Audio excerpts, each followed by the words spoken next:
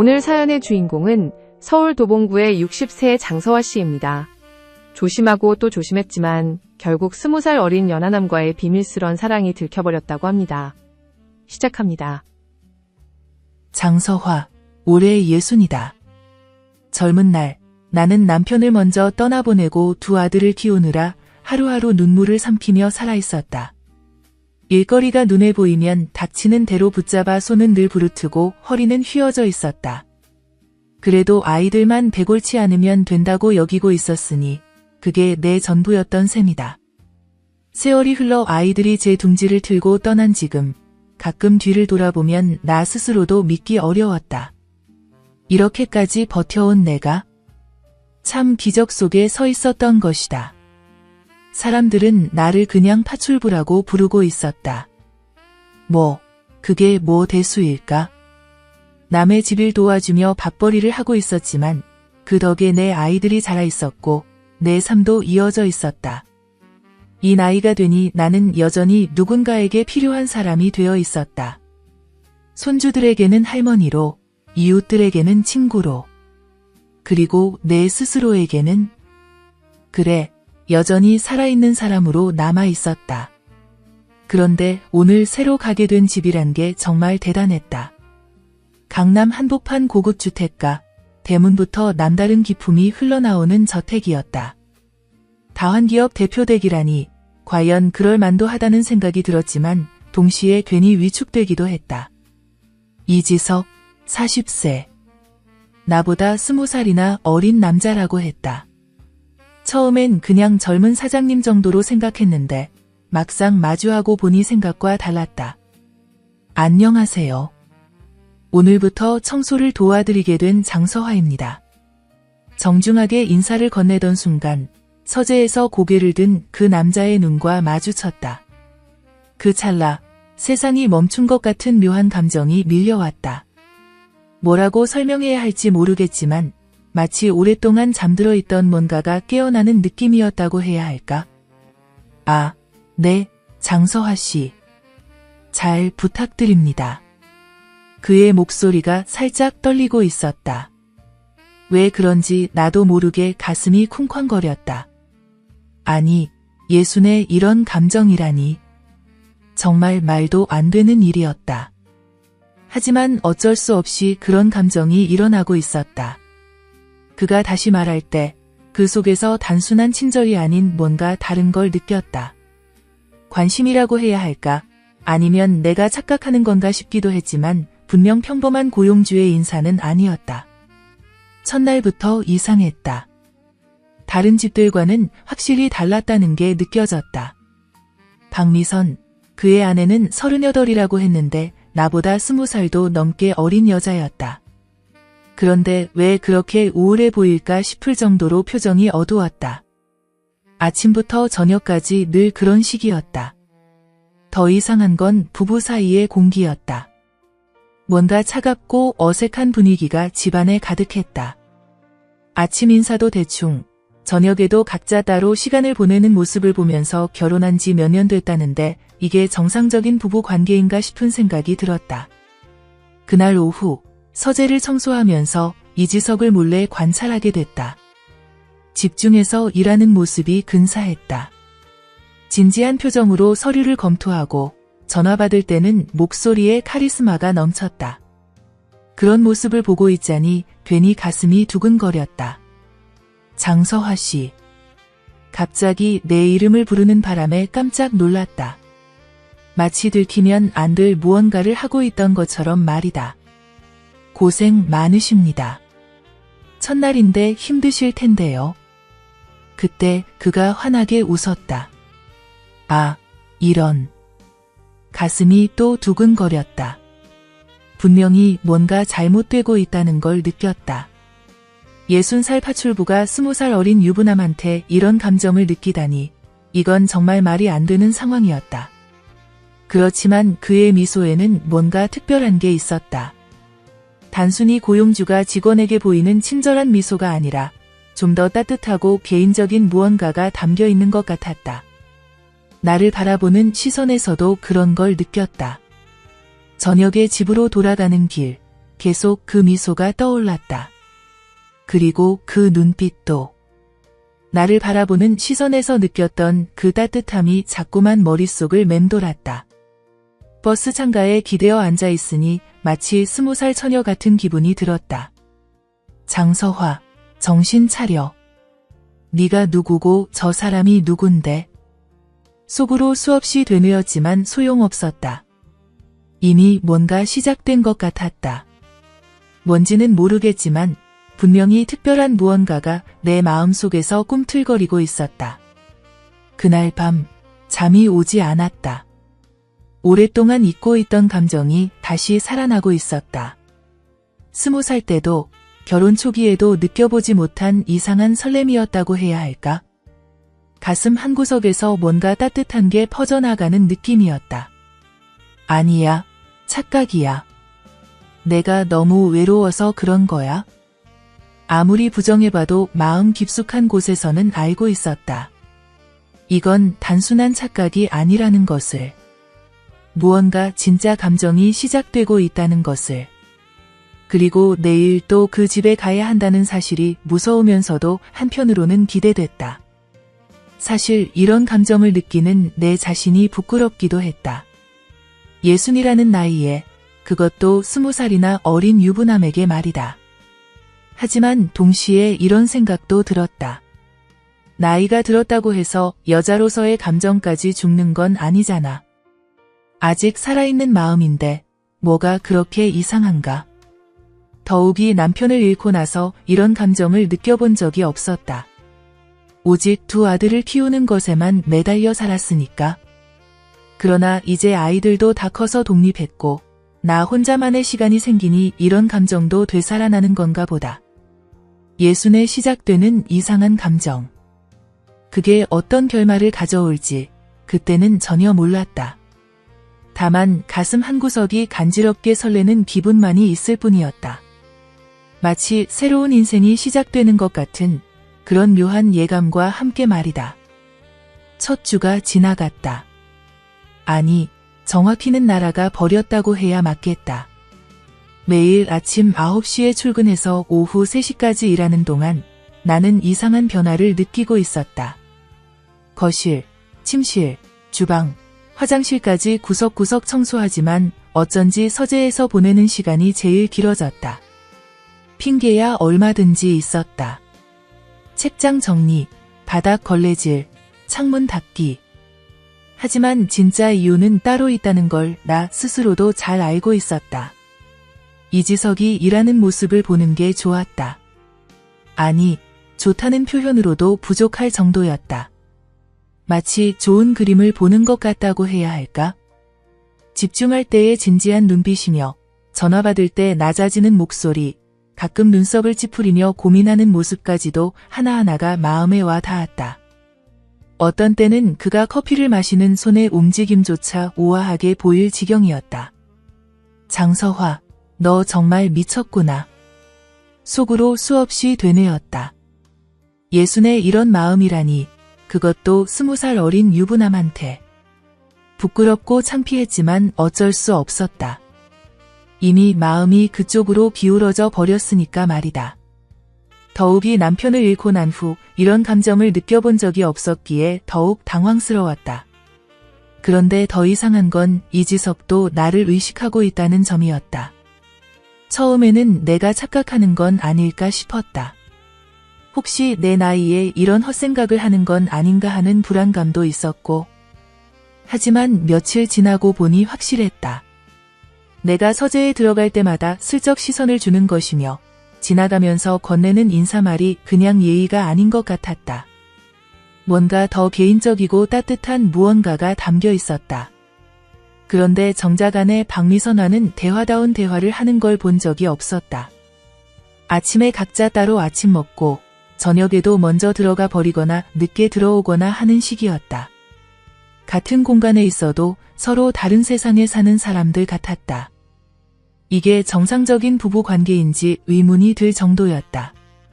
박미선을 관찰하다 보니 그녀 나름대로의 고민이 있다는 걸 느낄 수 있었다. 외모야 나보다 20살이 젊으니 당연히 아름답고 세련됐지만 눈빛에는 깊은 우울감이 서려 있었다. 마치 자신의 인생에 만족하지 못하는 사람의 표정이라고 할까? 명품 가방이며 옷으로 치장하고 있어도 그 속은 공허해 보였다. 셋째 주 화요일이었다. 박미선이 친정에 간다며 아침 일찍 나가버린 날, 나는 평소보다 더 설레는 마음으로 일을 시작했다. 점심때쯤 서재를 청소하고 있는데 이지석이 말을 걸어왔다. 둘만 있는 공간에서 나누는 대화라는 게 이렇게 떨릴 줄이야. 장서화 씨, 커피 한 잔 하실래요? 순간 심장이 멎는 줄 알았다. 커피를 나한테? 이런 제안을 받을 줄이야. 그동안 그가 혼자 커피 마시는 모습만 지켜보고 있었는데 말이다. 물론 정중하게 사양하는 게 맞겠지만 솔직히 거절하고 싶지 않았다. 이런 기회가 언제 또 올까 싶어서 말이다. 그래서 조금 망설이는 척하며 승낙했다. 주방에 앉아서 커피를 마시는 동안 둘만 있는 공간이라는 게 이렇게 특별할 줄 몰랐다. 처음에는 어색해서 말을 꺼내지 못했다. 하지만 이지석이 먼저 대화를 시작하면서 분위기가 부드러워졌다. 날씨 이야기로 시작해서 점차 개인적인 이야기로 넘어갔다. 그가 내 인생에 대해 궁금해한다는 게 신기했다. 이 일을 언제부터 시작했는지, 어떻게 두 아들을 키워왔는지, 혼자 살면서 외롭지 않은지까지. 장서화 씨는 정말 대단하세요. 그가 진심 어린 목소리로 말했다. 뭐가 대단해요? 별거 아니에요. 아니에요. 혼자서 두 아들 키우시고 이렇게 당당하게 살아가시는 거 정말 존경스러워요. 그때 그의 눈빛이 달랐다. 진심이 담긴 따뜻하고 깊은 시선이었다. 나를 바라보는 그 눈에서 동정이나 예의가 아닌 진짜 관심과 존경 같은 것을 읽을 수 있었다. 마치 한 명의 독립적인 여성으로 인정해주는 것 같았다. 커피 한 잔이 끝날 때까지 우리는 계속 대화했다. 그의 사업 고민에서부터 내가 살아온 이야기까지 나이 차이가 무색할 정도로 자연스럽게 이야기가 오갔다. 그리고 그 시간 동안 나는 확신했다. 이건 단순한 친절이 아니다. 이지석도 나에게 뭔가 특별한 감정을 느끼고 있다는 것을. 더욱이 그가 나를 바라보는 시선에는 나이를 의식하는 기색이 전혀 없었다. 그저 한 사람의 여성으로 흥미롭고 매력적인 인간으로 봐주는 것 같았다. 이런 대우를 받아본 게 언제였나 싶을 정도였다. 오후에 일을 마치고 집으로 돌아가는 길, 가슴이 두근거렸다. 오랫동안 잊고 있던 설렘이었다. 20살 때도 이런 떨림은 없었는데 예순에 이런 감정을 느끼다니. 버스에서 창밖을 바라보며 계속 웃음이 나왔다. 그런데 동시에 불안하기도 했다. 이런 감정을 계속 키워가도 되는 건가? 그는 유부남이고 나는 누구인가? 60살의 파출부. 현실적으로 생각해보면 말이 안 되는 상황이었다. 그날 밤 거울을 보며 생각했다. 60이지만 아직은 괜찮다. 허리도 곧고 피부도 그리 나쁘지 않다. 무엇보다 마음만큼은 아직 살아있다는 걸 오늘 확인했으니까.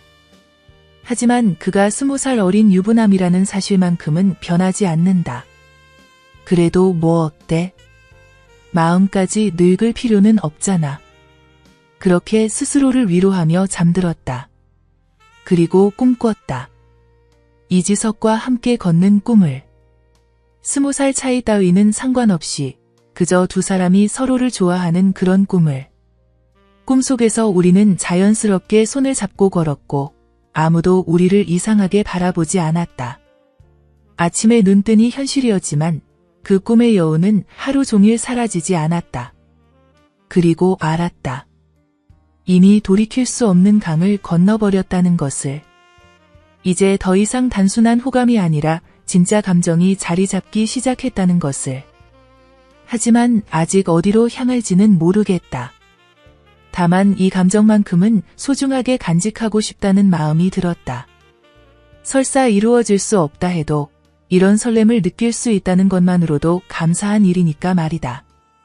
한 달이 흘렀다. 아니, 정확히는 32일. 매일 아침 달력을 넘기며 하나하나 표시해가며 보낸 시간들이었다.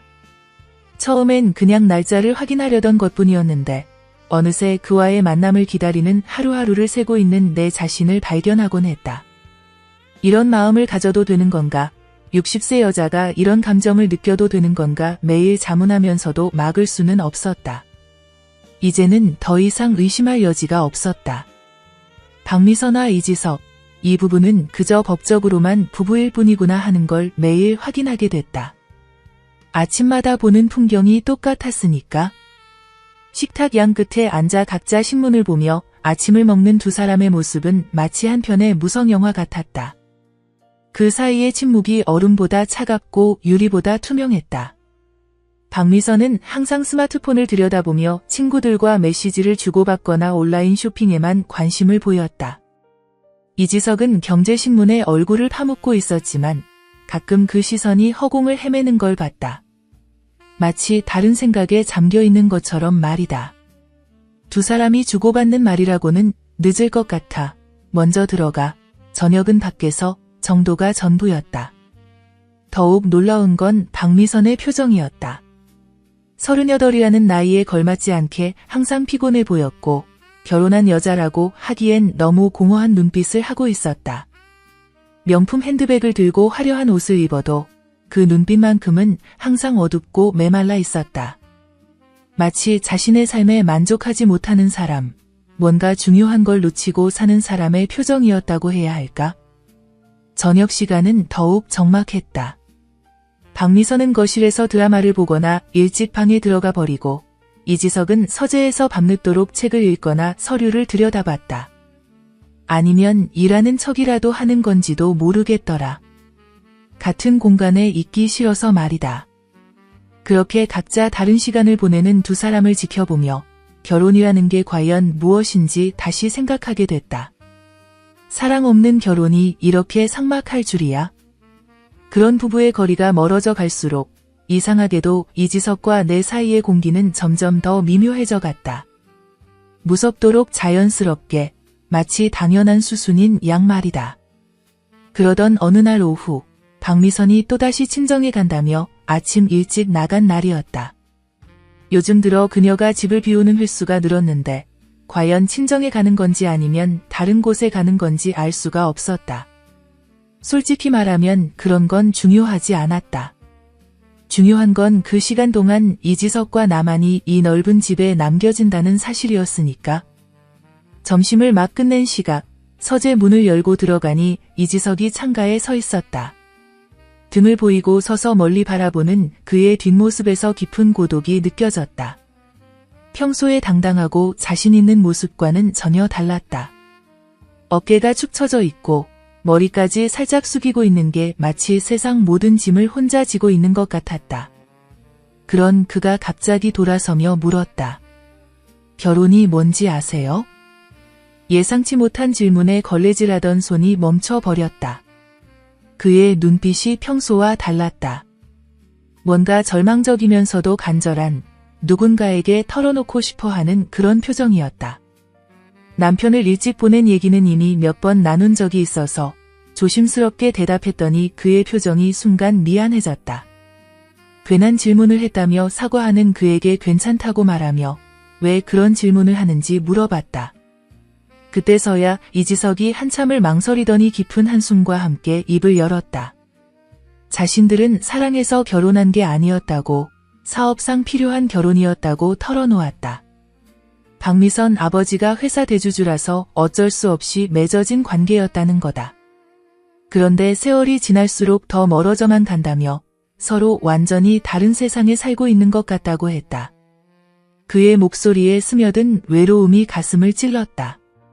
성공한 사업가, 부유한 남편, 겉보기엔 모든 걸 다 가진 것 같은 이 남자도 결국은 나처럼 외로운 사람이구나. 혼자 사는 사람만이 외로운 게 아니라 함께 살면서도 더 외로울 수 있다는 걸 그제야 깨달았다. 박미선과 대화해보셨냐고 물어봤더니 그가 쓴웃음을 지었다. 수없이 해봤지만 소용없었다고 했다. 나이 차이도 있고 무엇보다 관심사가 완전히 다르다는 거였다. 박미선은 명품과 모임에만 관심이 있고 자신은 더 깊은 대화를 나누고 싶은데 그게 안 된다고 털어놓았다. 그때 깨달았다. 이지석이 나에게서 찾고 있는 게 뭔지를. 대화가 통하는 사람, 자신을 이해해주는 사람, 인생의 무게를 함께 나눌 수 있는 사람. 나이는 많지만 삶의 경험이 풍부한, 그래서 그의 마음을 헤아릴 줄 아는 여자. 바로 그런 존재를 원하고 있었던 거다. 그런 그가 갑자기 나를 바라보며 말했다. 장서화 씨와 대화하면 마음이 편해져요. 심장이 쿵쾅거렸다. 이런 말을 들을 줄이야. 나도 모르게 솔직하게 대답했다. 나 역시 그와 대화할 때 마음이 편하다고. 그러자 그가 이상하지 않냐며 나이 차이도 이렇게 나는데 라고 했다. 나이가 뭐가 중요해요?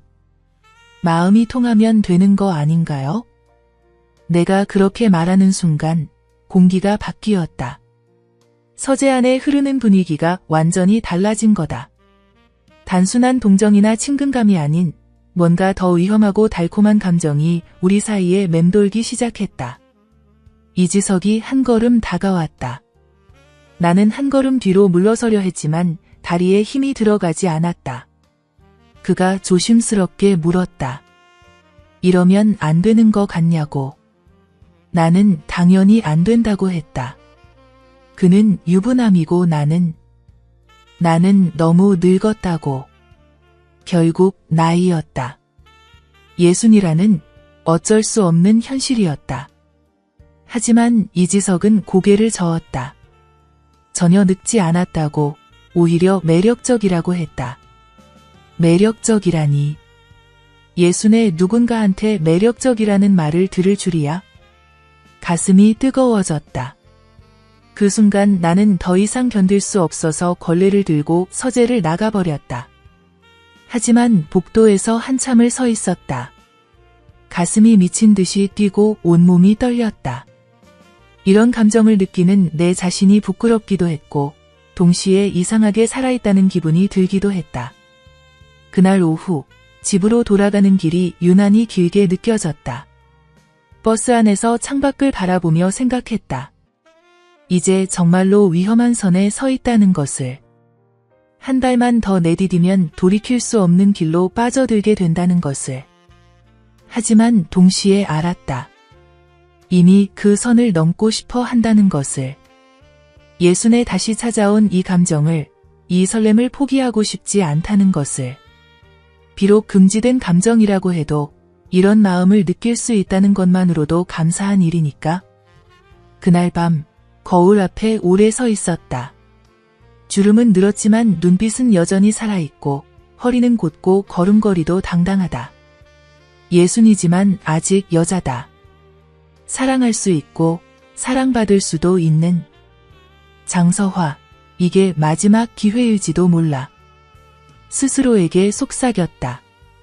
그리고 결심했다. 이 감정을 끝까지 가져가 보겠다고. 어떤 결말이 기다리고 있든 상관없이. 60세에 찾아온 금지된 사랑, 이것만큼은 진짜였으니까. 2달째에 접어든 어느 금요일, 아침부터 공기가 달랐다. 뭔가 예감 같은 게 있었다고 해야 할까? 마치 중요한 일이 일어날 거라는 직감 말이다. 이지석의 표정부터 평소와 달랐다. 아침 식사 자리에서도 계속 나를 힐끗힐끗 쳐다보는 게 느껴졌다.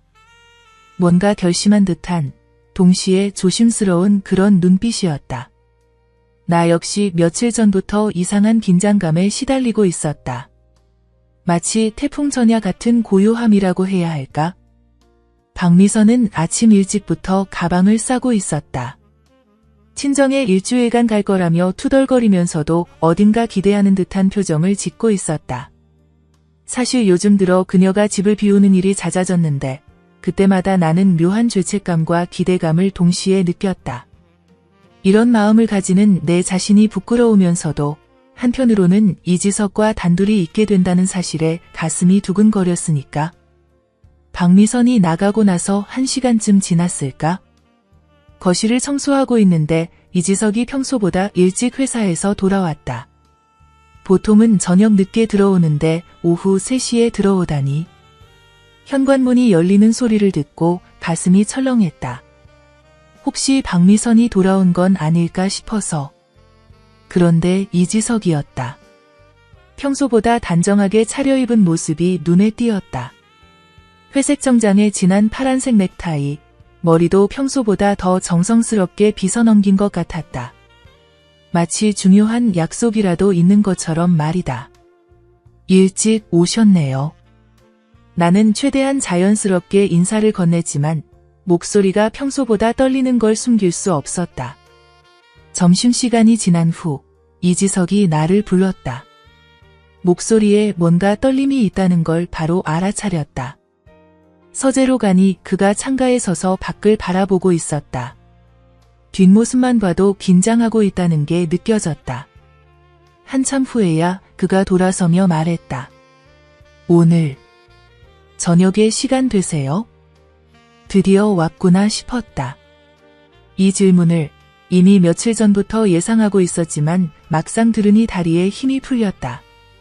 심장이 쿵쾅거리기 시작했다. 저녁에 시간이 되냐고 물어보길래 되물었더니 그가 고개를 끄덕였다. 같이 식사하면 안 되겠냐고 조심스럽게 제안했다. 박미선은 일주일간 친정에 있을 거라고 덧붙이면서 그렇다면 완전히 둘만 있다는 얘기였다. 위험하다. 너무나 위험하다. 머리로는 거절해야 한다는 걸 알았다. 이미 위험한 선에 서 있는데 더 나아가면 정말 돌이킬 수 없게 될 거라는 것도 알았다. 하지만 마음은 이미 다른 쪽으로 기울어져 있었다. 한참을 망설인 척했지만 사실 답은 정해져 있었다.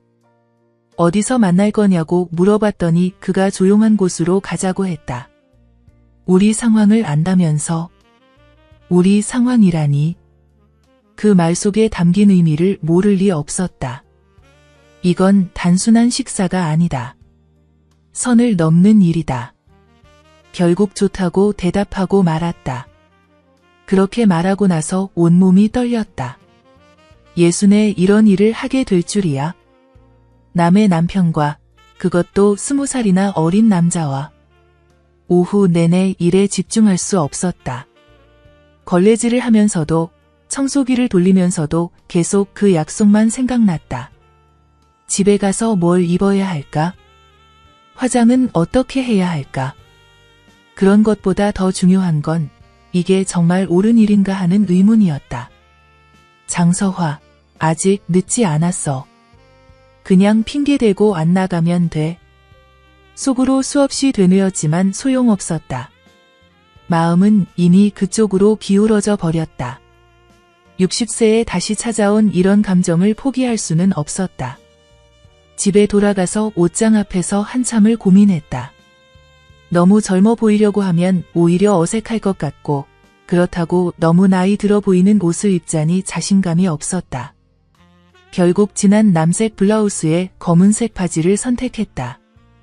단정하면서도 품위 있어 보이는 옷이었다. 화장도 평소보다 조금 더 신경 써서 했다. 주름을 가려주는 파운데이션을 발라서 얼굴색을 환하게 만들고 입술에는 연한 핑크색 립스틱을 발랐다. 거울을 보니 생각보다 나쁘지 않았다. 60세 치고는 아직 봐줄 만하다는 생각이 들었다. 약속 장소는 한적한 한식당이었다. 주택가 골목 안쪽에 자리 잡은 아는 사람만 찾는다는 그런 곳이었다. 저녁 7시 약속이었는데 내가 조금 일찍 도착했다. 그런데 이지석이 이미 와서 기다리고 있었다. 평소보다 정성스럽게 차려입은 모습이 낯설었다. 회색 정장 대신 캐주얼한 셔츠에 면바지를 입고 있었다. 그것도 신경 써서 고른 티가 났다. 나를 보자마자 일어서서 인사를 하는 모습이 어딘가 어색해 보였다. 나만 긴장하는 게 아니구나 싶었다. 와주어서 고맙다고, 이런 자리에 불러주어서 고맙다고 서로 인사를 나누었지만 둘 다 어색했다. 집에서는 그렇게 자연스럽게 대화하던 우리가 이런 공간에서는 완전히 다른 사람이 된 것 같았다. 뭔가 달라진 분위기 때문일까? 아니면 우리 모두 이 만남이 갖는 의미를 너무 잘 알고 있어서일까? 테이블에 앉았다. 촛불이 켜진 아늑한 분위기였다. 조용한 음악이 흘러나오고 다른 손님들도 조용히 대화를 나누고 있었다. 로맨틱한 분위기라고 해야 할까? 연인들이 오는 그런 곳이었다. 술은 마시지 않기로 했다. 더 위험해질 것 같아서.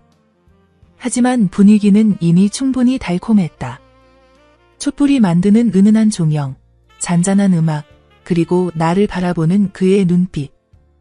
음식을 주문하고 기다리는 동안 이지석이 조심스럽게 말을 꺼냈다. 나와 있으면 마음이 편해진다고. 처음엔 그냥 좋은 분이라고 생각했는데 언제부턴가 나를 보면 가슴이 뛰기 시작했다고 털어놓았다. 직접적인 고백이었다. 더 이상 애둘러 말할 필요가 없다는 듯이. 나 역시 더 이상 숨길 수 없었다. 나도 마찬가지라고, 그와 있을 때가 가장 행복하다고 솔직하게 말했다. 그 순간 뭔가 결정적인 선을 넘었다는 걸 느꼈다. 돌이킬 수 없는 지점을 지나버렸다는 것을. 이제 우리는 단순한 고용주와 파출부가 아니라 서로를 사랑하는 남자와 여자가 된 거였다. 이러면 안 되는 거 안다고, 나도 안다고 하지만 어쩔 수 없다고 대답했다. 그러자 그의 표정이 밝아졌다. 마치 용기를 얻은 것처럼. 식사를 마치고 집으로 돌아가는 차 안에서 이지석이 내 손을 잡았다. 조심스럽게, 하지만 확실하게. 나는 뿌리치지 않았다. 아니, 뿌리칠 수 없었다.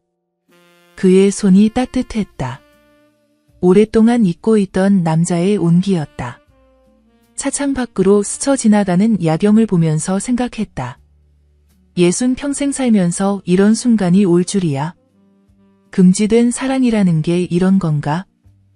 머리로는 안 된다는 걸 알면서도 마음은 이미 그쪽으로 달려가고 있는. 집 앞에서 차를 세웠을 때 이지석이 말했다. 오늘 정말 행복했다고. 내일 또 만날 수 있겠냐고. 나는 생각해보고 연락드리겠다고 했지만 사실 마음속으로는 이미 답을 정해놓고 있었다. 그날 밤 잠을 이룰 수 없었다. 가슴이 두근거리고 머릿속이 복잡했다. 기쁨과 불안이 동시에 밀려왔다. 예순의 불륜이라니. 말도 안 된다. 하지만 이 감정만큼은 진짜였다. 손을 들어 올려보니 아직도 그의 온기가 남아있는 것 같았다. 따뜻하고 부드러웠던 그의 손길이 자꾸만 생각났다. 60세에 이런 감정을 느끼게 될 줄이야. 새벽녘, 창문으로 들어오는 희미한 빛을 바라보며 깨달았다.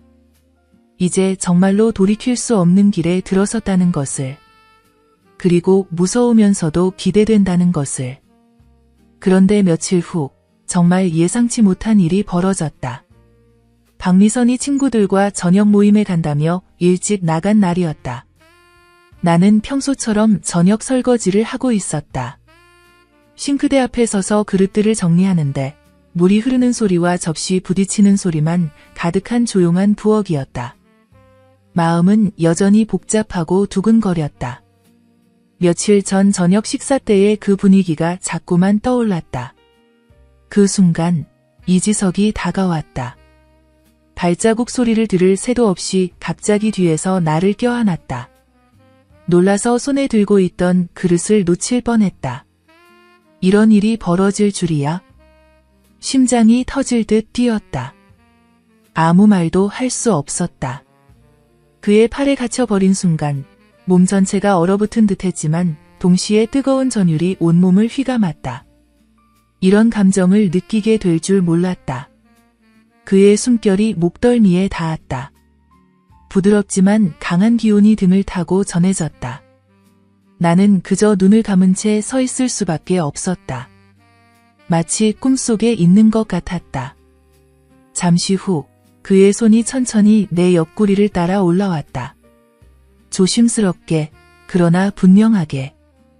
그 손길이 가슴 가까이로 조금씩, 아주 조금씩 올라왔다. 내 심장은 미친 듯이 뛰었고 숨이 막히는 것 같았다. 잊고 있던 익숙한 그 감정. 온몸이 떨렸고 두려움과 설렘, 금지된 감정이 한꺼번에 밀려왔다. 머리로는 안 되라고 외치고 있었지만 마음은 이미 거부하지 않고 있었다. 아니, 거부할 수 없었다. 마치 돌이킬 수 없는 길로 한 걸음 더 들어선 순간이었다. 60세에 이런 감정을, 이런 떨림을 느끼게 될 줄이야. 하지만 그때 박미선의 목소리가 들렸다. 2층에서 내려오는 발소리와 함께 순간 정신이 번쩍 들었다. 이지석도 재빨리 나에게서 떨어졌다. 우리는 아무 일 없었다는 듯 각자의 자리로 돌아갔지만 가슴은 여전히 쿵쾅거렸다. 그날 밤 집에 돌아와서도 그 감촉이 생생했다. 그의 온기, 그의 숨결, 그의 손길까지. 60세에 이런 떨림을 느끼게 될 줄이야. 거울을 보니 얼굴이 상기되어 있었다. 마치 처녀처럼 말이다. 이제 정말로 돌이킬 수 없는 선을 넘었다는 걸 알았다. 단순한 감정의 교류를 넘어서 육체적인 끌림까지 느끼게 된 것이다. 위험했다. 정말 위험했다. 하지만 동시에 살아있다는 기분이 들었다. 60세의 몸도 아직 이런 감정을 느낄 수 있구나 싶어서. 예순에 시작된 금지된 사랑. 어떤 결말이 기다리고 있을지 모르지만 일단 이 감정에 솔직해지기로 했다. 인생이 얼마나 남았는지 모르는데 이런 기회를 놓칠 수는 없잖아. 그렇게 나는 선을 넘었다. 60세 여자가 20살 어린 유부남과 사랑에 빠지는 세상이 용납하지 않을 그 선을 말이다. 하지만 후회는 없었다. 이 나이에 이런 사랑을 할 수 있다는 것만으로도 기적 같은 일이니까. 박미선이 친정에서 돌아온 후에도 우리 사이의 이 미묘한 기류는 멈추지 않았다. 마치 지하수가 서서히 스며나오듯 조심스럽지만 멈출 수 없는 흐름이 계속됐다. 당연히 아슬아슬한 줄타기였다. 박미선이 있을 때면 우리는 완벽한 연기자가 되어야 했다. 고용주와 가정부라는 역할을 완벽하게 소화해내면서 말이다. 하지만 그녀가 집을 비우는 순간 마치 무거운 가면을 벗어던지듯 진짜 우리가 모습을 드러냈다. 특히 요즘 들어 박미선의 외출이 부쩍 늘었다.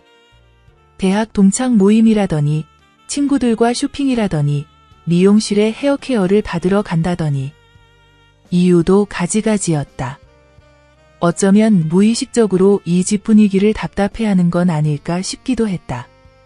그녀 나름대로 뭔가 변화를 느끼고 있는 건 아닐까? 그렇게 만들어진 틈새 시간들 속에서 이지석과 나는 조금씩, 정말 조금씩 가까워졌다. 처음엔 커피를 함께 마시며 나눈 일상 대화였다. 그의 사업 이야기, 내 과거 얘기들. 별것 아닌 주제들이었지만 우리에겐 그 모든 게 소중했다. 서로를 알아가는 과정이었으니까. 며칠이 흐르면서 대화 주제도 점점 깊어졌다.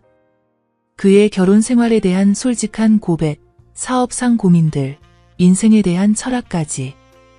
나 역시 남편을 잃은 후의 공허함, 혼자 아이들 키우며 겪었던 어려움들을 털어놓았다. 이런 깊은 대화를 나눈 게 언제였나 싶을 정도로 마음이 통했다. 그러던 중 결정적인 날이 왔다. 박미선이 대학 동창들과 1박 2일 온천 여행을 간다고 아침 일찍 짐을 싸서 나갔다. 평소보다 들뜬 모습이었다. 아마 집 밖 생활에 목말라 있었나 보다. 나름대로 답답함을 느끼고 있었던 거겠지.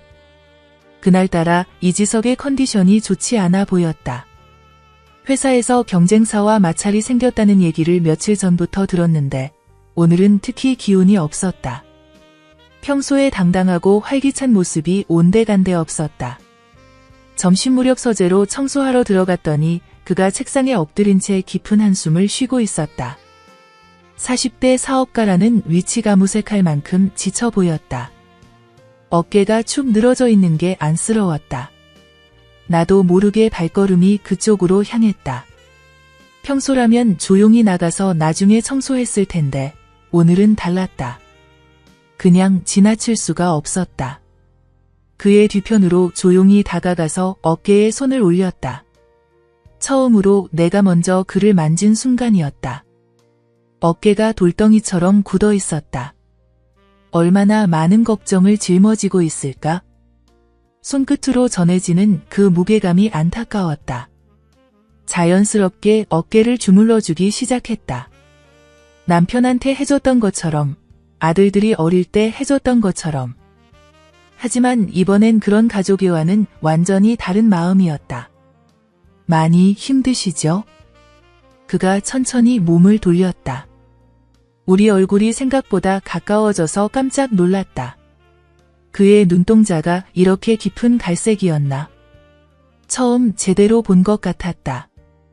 당신이 있어서 견딜만해요. 그 한마디에 심장이 쿵 떨어졌다. 이런 말을 들을 줄이야. 60세에 이런 고백을 받게 될 줄이야. 그 순간부터는 모든 게 자연스럽게 흘러갔다. 그가 일어나서 나와 마주섰고 우리는 한참 동안 서로만 바라봤다. 말이 필요 없었다. 서로의 마음을 이미 알고 있었으니까. 그가 먼저 팔을 벌렸다. 나는 주저없이 그 품으로 들어갔다. 이번엔 망설임이 없었다. 내 몸이 그의 품에 완벽하게 맞아떨어지는 것 같았다. 마치 원래 그곳이 내 자리였던 것처럼. 안겨있는 동안 그의 심장 소리가 들렸다. 내 것만큼이나 빠르게 뛰고 있었다. 그도 떨리고 있구나. 나만 떠는 게 아니었구나. 그 사실이 묘하게 안심이 됐다. 그의 손이 내 등을 따라 천천히 움직이기 시작했다. 처음에는 가볍게 토닥이는 정도였다가 점점 더 섬세하고 부드러워졌다. 마치 소중한 보물을 어루만지는 것 같은 손길이었다. 내 몸의 곡선을 따라 위아래로 움직이는 그 손끝에서 전해지는 온기가 온몸으로 퍼져나갔다. 등 전체를 쓸어내린 후 그 손길이 허리 아래로 내려가기 시작했다. 순간 온몸에 전기가 흐르는 것 같았다. 내가 수년간 잊고 살았던, 어쩌면 영영 다시는 느끼지 못할 거라 생각했던 그 부분까지 그의 손이 도달했을 때는 정말 숨이 막혔다. 부들부들 떨기 시작하는 내 몸을 그가 더욱 다정하게 감싸 안았다. 저항하고 싶지 않았다. 아니, 저항할 이유를 찾을 수 없었다. 너무나 자연스럽고 너무나 달콤한 순간이었으니까. 그리고 마침내 그의 손끝이 내가 몇 년간 봉인해둔 그곳에 닿았다. 촉촉한 반응을 어쩔 수 없었다. 내 몸이 솔직하게 대답하고 있었다. 그래, 맞아. 나는 아직 여자야. 60세지만 여전히 살아있는 여자라고. 그 손이 천천히, 아주 천천히 들어올 때 전율이 온몸을 휩쓸었다. 잊었던 감각이 되살아나면서 무릎에 힘이 풀렸다. 자연스럽게 다리가 벌어지고 말았다. 부끄러웠지만 동시에 행복했다. 이런 순간이 다시 올 줄 누가 알았겠어? 우리는 그렇게 서서 서로를 느끼며 한참을 있었다. 말없이, 하지만 가장 솔직하게. 60세와 40세, 파출부와 CEO라는 현실 따위는 그 순간만큼은 아무 의미가 없었다. 우리는 그냥 서로를 원하는 남자와 여자였을 뿐이었다. 하지만 아름다운 순간은 언제나 짧다. 문득 정신을 차리니 시간이 꽤 흘러 있었고 박미선이 예정보다 일찍 돌아올 가능성도 있었다. 우리는 아쉽지만 서로에게서 떨어져야 했다. 그날 오후 내내 그 여운이 계속됐다. 청소를 하면서도 설거지를 하면서도 자꾸만 그 순간이 떠올랐다. 내 몸이 기억하고 있는 그 감촉, 그 떨림, 그 달콤함. 60세에도 이런 걸 느낄 수 있다니? 저녁 때 박미선이 돌아왔을 때 나는 최대한 평정을 유지하려고 애썼다. 하지만 얼굴이 화끈거리는 걸 숨기기 어려웠다. 다행히 그녀는 여행 이야기에 정신이 팔려 별다른 의심을 하지 않는 것 같았다. 그날 밤 집에 돌아와서 샤워를 하는데도 그 감촉이 생생했다. 거울을 보니 오랜만에 생기 있는 얼굴이었다. 윤기가 흐르는 피부, 반짝이는 눈동자. 마치 20년은 젊어진 것 같았다. 잠자리에 들어서도 잠이 오지 않았다.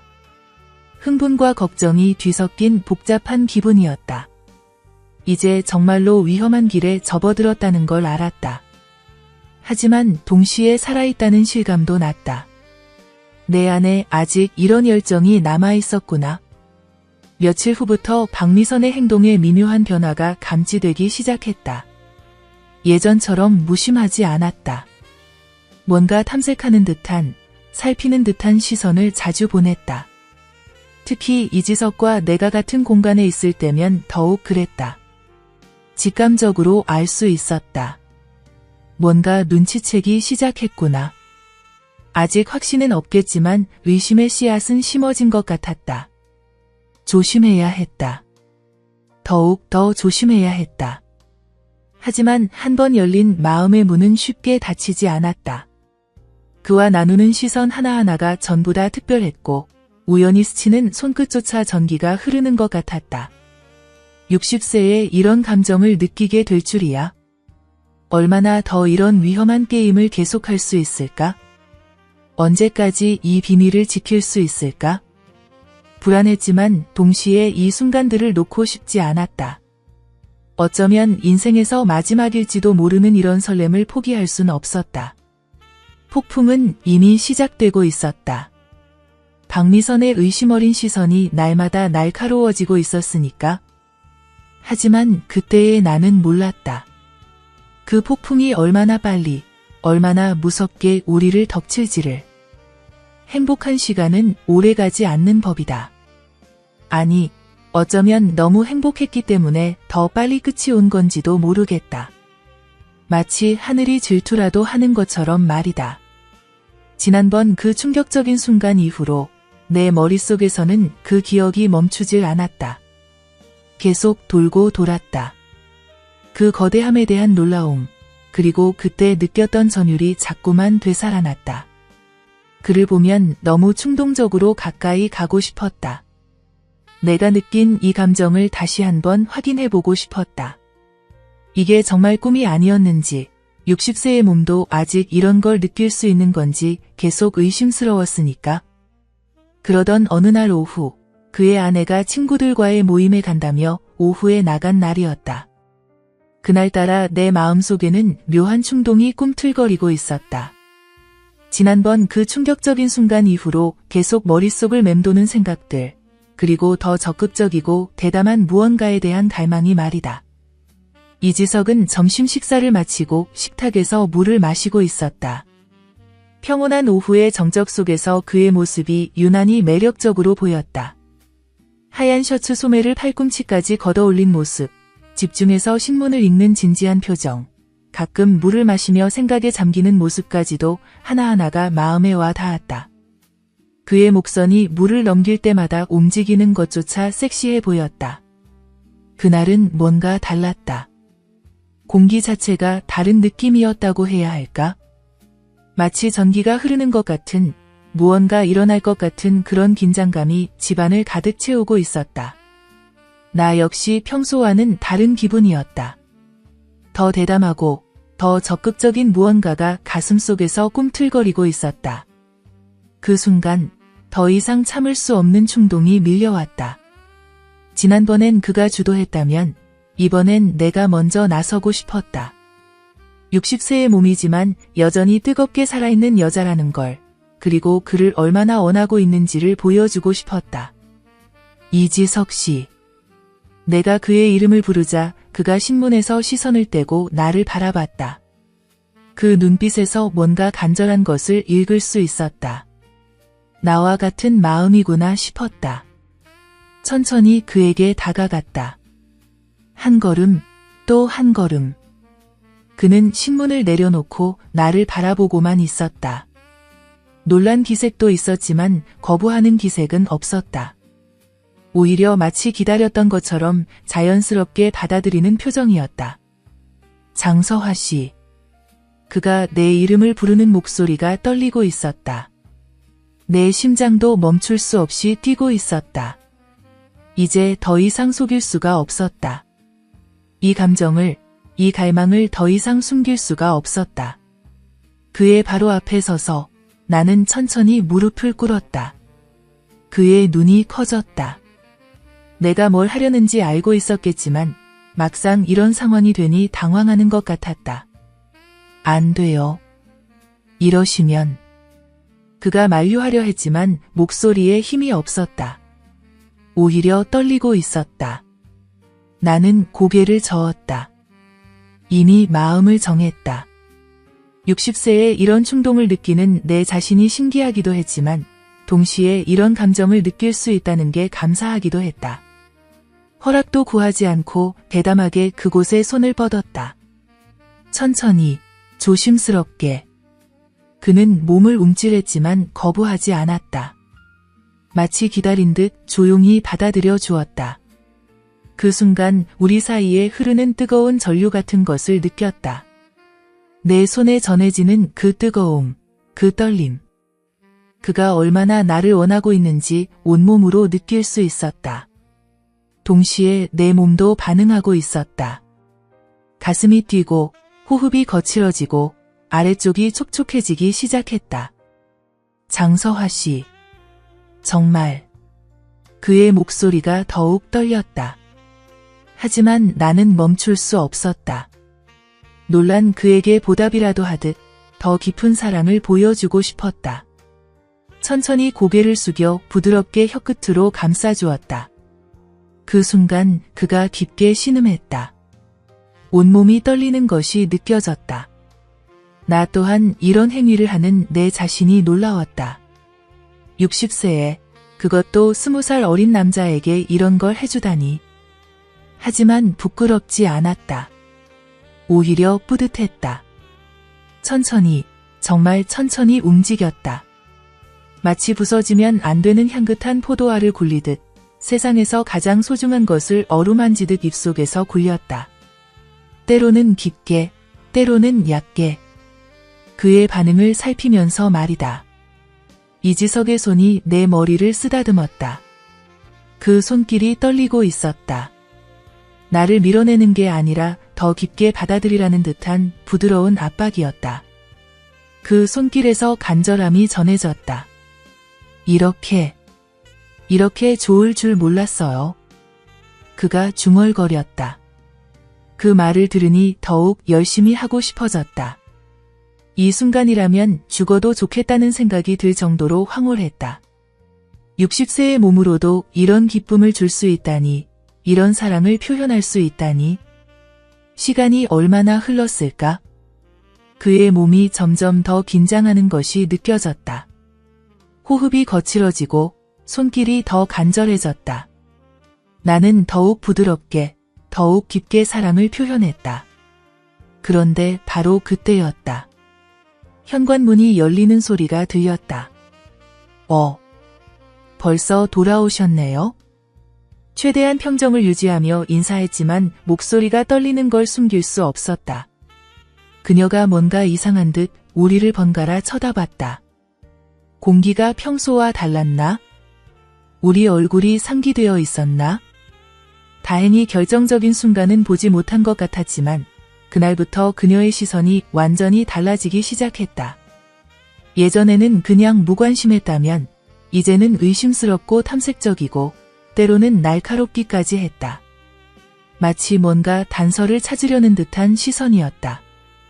내가 서재 쪽으로 가려고만 해도 슬쩍 따라와서 복도에서 어슬렁거리거나 이지석과 대화하는 모습을 보면 의미심장한 눈빛을 보냈다. 더욱 불안한 건 그의 아내가 행동 패턴 자체가 바뀌었다는 점이었다. 예전에는 집을 비우는 일이 많았는데 이제는 오히려 집에 머무는 시간이 늘었다. 마치 우리를 감시라도 하는 것처럼 말이다. 친구들과의 약속도 자주 취소하고 쇼핑도 예전처럼 하루 종일 나가지 않고 짧게 다녀왔다. 그 변화가 우연이 아니라는 걸 직감적으로 알 수 있었다. 뭔가 눈치채고 있는 것 같았다. 확신은 없을 테지만 의심의 씨앗만큼은 확실히 심어진 상태였다. 그리고 마침내 그날이 왔다. 어느 날 오후 그의 아내가 갑자기 나를 불렀다. 평소보다 차가운 목소리였다. 뭔가 중요한 이야기를 하려는 듯한 분위기가 감돌았다. 거실 소파에 앉은 아내는 표정이 심상치 않았다. 팔짱을 끼고 다리까지 꼬고 앉은 모습이 마치 신문관 같았다. 가슴이 철렁 내려앉았다. 장서화 씨, 요즘 집안 분위기가 좀 달라진 것 같지 않아요? 위험한 질문이었다. 조심스럽게 대답해야 했다. 잘못 말하면 의심이 확신으로 바뀔 수도 있었으니까. 그런가요? 잘 모르겠는데요. 최대한 자연스럽게 답했지만 그의 눈이 가늘어졌다. 남편이 요즘 기분이 좋아 보인다는 거예요. 그래서 혹시 회사 일이 잘 풀려서 그런가 했더니 오히려 요즘 경쟁사 때문에 골치 아프다고 하더라고요. 그런데 기분은 왜 좋을까요? 말문이 막혔다. 그녀 말이 맞았다. 이지석은 분명 회사 일로 스트레스를 받고 있는 상황이었다. 그런데도 기분이 좋아 보인다면? 다른 이유가 있다는 뜻이겠지. 혹시 장서화 씨와 많이 대화하시나요?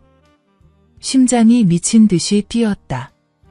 드디어 의심하기 시작한 거구나. 하지만 아직 확신은 없는 상태인 것 같았다. 그냥 필요한 말 정도만 해요. 청소할 때 방해 안 되게 조심하라든지 그런 말만요. 정말요?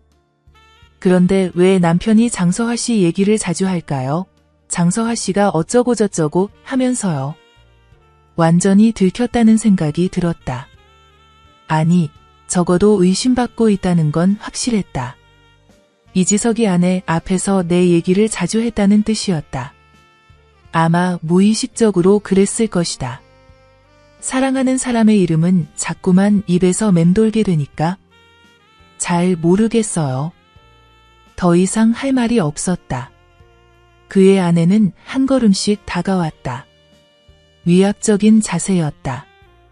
그리고 결정적인 말을 했다. 장서화 씨, 나이가 많다고 해서 뭘 해도 된다고 생각하시는 건 아니겠죠? 선을 지켜주세요. 그 말에 얼굴이 화끈거렸다. 나이가 많다고. 결국은 나이였다. 예순이라는 어쩔 수 없는 현실이었다. 그는 내가 나이가 많다는 걸 약점으로 여기고 있었다. 늙은 여자가 분수도 모르고 설친다는 식으로 말이다. 모욕적이었다. 하지만 동시에 현실이기도 했다. 세상 사람들이 나를 보는 시선이 바로 저런 거겠지. 60세 파출부가 40세 CEO에게 무슨 꿈을 꾸고 있냐는 식으로. 그날 오후 그의 아내가 외출하고 난 후 이지석이 서재에서 나를 불렀다. 표정이 안 좋아 보인다며 무슨 일이 있었냐고 물어봤다. 그와 나눈 대화를 간략하게 전했다. 들으면서 이지석의 표정이 점점 어두워졌다. 자신이 조심성이 없었나 보다고, 아내 앞에서 내 얘기를 의식하지 못하고 했나 보다고 자책했다. 그렇다면 정말로 위험한 상황이었다. 그의 아내는 이미 뭔가 눈치채고 있고 우리는 더 조심해야 했다. 당분간 조심해야겠어요. 이지석의 말에 고개를 끄덕였지만 마음은 답답했다. 이제 막 시작된 우리 관계가 벌써 위기에 처한 것 같아서. 하지만 그날부터 박미선의 견제는 더욱 노골적으로 변했다. 내가 서재 근처에만 가도 슬쩍 나타나서 다른 방 청소는 다 끝났냐고 물어보거나 이지석과 대화하는 모습을 보면 의미심장한 시선을 보냈다. 심지어 어느 날은 이런 일도 있었다. 서재에서 나오는 내개 거실 청소는 다 끝났냐고 물어봤다. 아직 조금 남았다고 하니까 그럼 서재 청소는 나중에 하라고, 거실부터 완전히 끝내라고 했다. 노골적인 견제였다. 나를 이지석 근처에 두지 않겠다는 의미였다. 가장 힘든 건 이지석과 눈조차 제대로 마주칠 수 없다는 점이었다. 박미선이 있으면 서로 의식적으로 피했다. 하지만 그럴수록 더 그립고 더 간절해졌다. 금지된 사랑의 달콤함과 고통이 이런 건가 싶었다. 박미선의 감시는 점점 더 치밀해졌다. 내가 어느 방에서 얼마나 오래 일하는지까지 체크하는 것 같았다. 화장실에 다녀올 때도 시간을 재는 듯한 시선을 보냈고, 심지어는 내 가방까지 뒤지는 건 아닌가 싶을 정도로 의심 많은 행동을 보였다. 그런 감시 속에서도 가끔씩 기회가 올 때가 있었다. 박미선이 잠깐 마트에 다녀오는 사이, 혹은 2층에서 전화통화를 하는 동안, 그런 짧은 순간들에 이지석과 나는 간절한 시선을 주고받았다. 말은 할 수 없어도 눈빛만으로도 충분히 통했다. 특히 그날의 일을 떠올리면 얼굴이 뜨거워졌다. 어느 날 저녁, 집으로 돌아가는 길에 이지석에게서 문자가 왔다. 미안해요. 이런 상황이 되어서. 답장하고 싶었지만 하지 않았다. 혹시 박미선이 확인하면 어떡하지? 그날부터 문자도 주고받지 않기로 마음먹었다. 하지만 그립기는 마찬가지였다. 오히려 더 간절해졌다고 해야 할까? 금지된 것일수록 더 갖고 싶어지는 게 인간의 마음이니까. 밤마다 그와 함께 했던 시간들을 떠올리며 잠들었다. 특히 그날 오후에 충격적이고 달콤했던 기억이 자꾸만 되살아났다. 그런데 박미선의 의심은 점점 더 구체화되고 있었다. 어느 날은 청소용품을 정리하면서 일부러 내게 물어봤다. 언제부터 이 일을 시작했는지, 다른 집에서는 어떤 일들을 겪었는지, 혹시 고용주와 가까워진 적이 있는지까지. 마지막 질문은 정말 직접적이었다. 고용주와 가까워진 적이 있느냐는 질문. 그런 적 없다고 대답했지만 박미선의 표정은 여전히 의심스러웠다. 그렇다면 다행이네요. 아무래도 이런 일을 하다 보면 선을 넘는 경우가 종종 있다고 들었거든요. 뜨끔했다. 이미 선을 넘었다는 걸 그녀가 눈치채고 있는 걸까? 그날 밤 잠이 오지 않았다. 이 상황이 언제까지 지속될 수 있을까? 박미선의 의심이 확신으로 바뀌면 어떻게 될까? 그리고 무엇보다 이런 식으로 숨어다니는 사랑이 과연 진짜 사랑일까? 하지만 동시에 알았다. 포기할 수 없다는 것을. 이미 너무 깊이 빠져버렸다는 것을.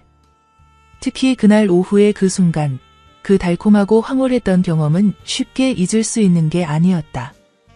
60세에 그런 걸 경험하게 될 줄이야. 폭풍전야 같은 고요함이었다.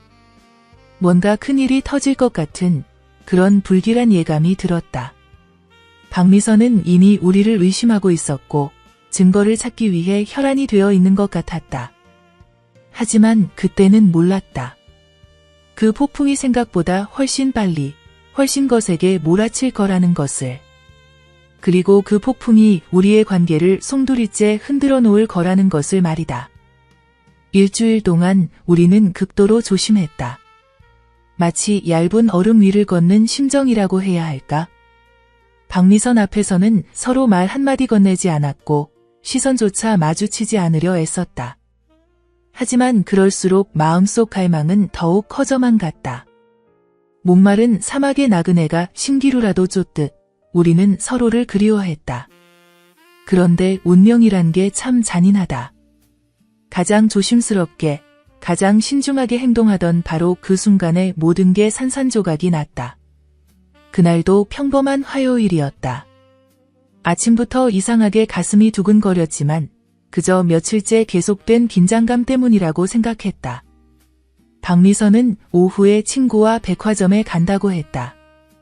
평소와 다를 바 없는 일상적인 외출이었다. 그런데 내 마음속으로는 벌써부터 기대감이 꿈틀거리고 있었다. 일주일 만에 이지석과 제대로 대화할 수 있는 기회였으니까 말이다. 박미선이 나가고 1시간쯤 지났을까? 이지석이 거실로 나왔다. 평소보다도 훨씬 더 조심스러운 걸음걸이였다. 마치 폭탄이 묻혀있는 지뢰밭을 지나는 것처럼 말이다. 우리 둘 다 알고 있었다. 이 상황이 얼마나 위험한지를. 그렇지만 어쩔 수 없었다. 일주일 동안 억눌러온 그리움이 댐이 무너지듯 터져나왔다. 그가 내 이름을 부르는 순간 가슴 한구석에서 뜨거운 무언가가 솟구쳤다. 마치 오랫동안 잠들어 있던 감정이 다시 깨어나는 것 같았다. 소파에 앉았다. 적당한 거리를 두고. 하지만 그 거리감마저 견딜 수 없을 만큼 아득했다. 이지석이 조금씩, 정말 조금씩 가까이 다가왔다. 나는 저항하지 않았다. 아니, 저항할 수 없었다. 그의 온기가 느껴지는 거리에 있는 것만으로도 마음이 편안해졌으니까. 보고 싶었어요. 그의 목소리가 떨리고 있었다. 그 떨림이 내게도 전해져 왔다. 저도 그랬어요. 고백이었다. 더 이상 숨길 필요도 숨길 수도 없는 진심이었다. 일주일 만에 느끼는 그의 따뜻함. 손을 잡는 순간 전기가 온몸으로 퍼져나갔다. 오랫동안 목말랐던 감정이 한꺼번에 채워지는 기분이었다. 우리는 그렇게 조용히 앉아 있었다. 말없이, 하지만 서로의 마음을 충분히 느끼면서 위험하다는 걸 알고 있었다. 머리로는 당장 손을 놓고 떨어져 앉아야 한다는 걸 알고 있었다. 하지만 몸은, 마음은 전혀 다른 곳을 향하고 있었다.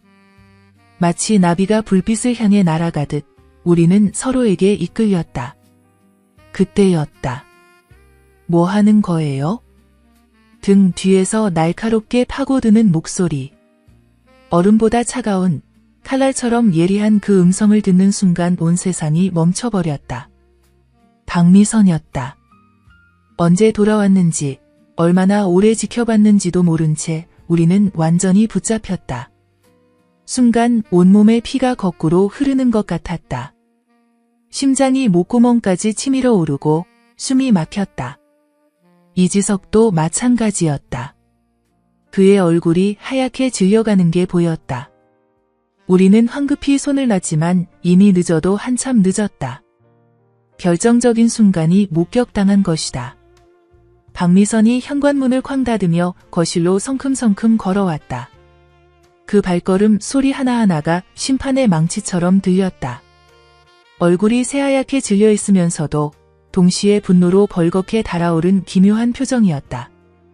나는 숨조차 제대로 쉴 수 없었다. 답해보세요. 뭐 하는 거냐고요? 목소리가 점점 날카로워졌다. 마치 유리조각이 부딪히며 내는 소리 같았다. 나는 입이 바짝 말라서 혀가 굳어서 아무 말도 할 수 없었다. 그저 고개만 떨구고 앉아 있을 뿐이었다. 이지석이 일어나며 진정하라고 했지만 박미선의 분노는 이미 걷잡을 수 없이 폭발하고 있었다. 그녀가 나를 가리키며 퍼부은 말들이 가슴을 찔렀다. 60대 아줌마, 역겨워, 늙었다고 해서 뭘 해도 된다고 생각하느냐고. 모든 말이 화살처럼 날아와 내 가슴에 꽂혔다. 정말 잔인한 말들이었다. 하지만 동시에 현실이기도 했다. 나는 정말로 60대였고 그는 유부남이었으니까. 그런 사실들을 정면으로 들이댈 때의 잔혹함이란 꿈에서 깨어나 차가운 현실과 마주하는 기분이었다. 하지만 아무리 내가 잘못했다고 해도, 아무리 분수에 맞지 않는 짓을 했다고 해도 이렇게까지 모욕당할 이유는 없었다. 가슴속 어딘가에서 뜨거운 분노가 치밀어 올랐다. 참을 수 없었다. 역겹다고요? 그렇게 역겹다면 당신은 남편을 왜 그렇게 내팽개쳐 두셨어요? 입에서 나온 말에 나 자신도 놀랐다. 이런 말을 할 줄이야. 하지만 이미 터진 말은 주워 담을 수 없었다. 박미선이 잠깐 말문이 막혔다. 예상치 못한 반격이었나 보다. 그 순간의 정적 속에서 이지석이 단호하게 말했다.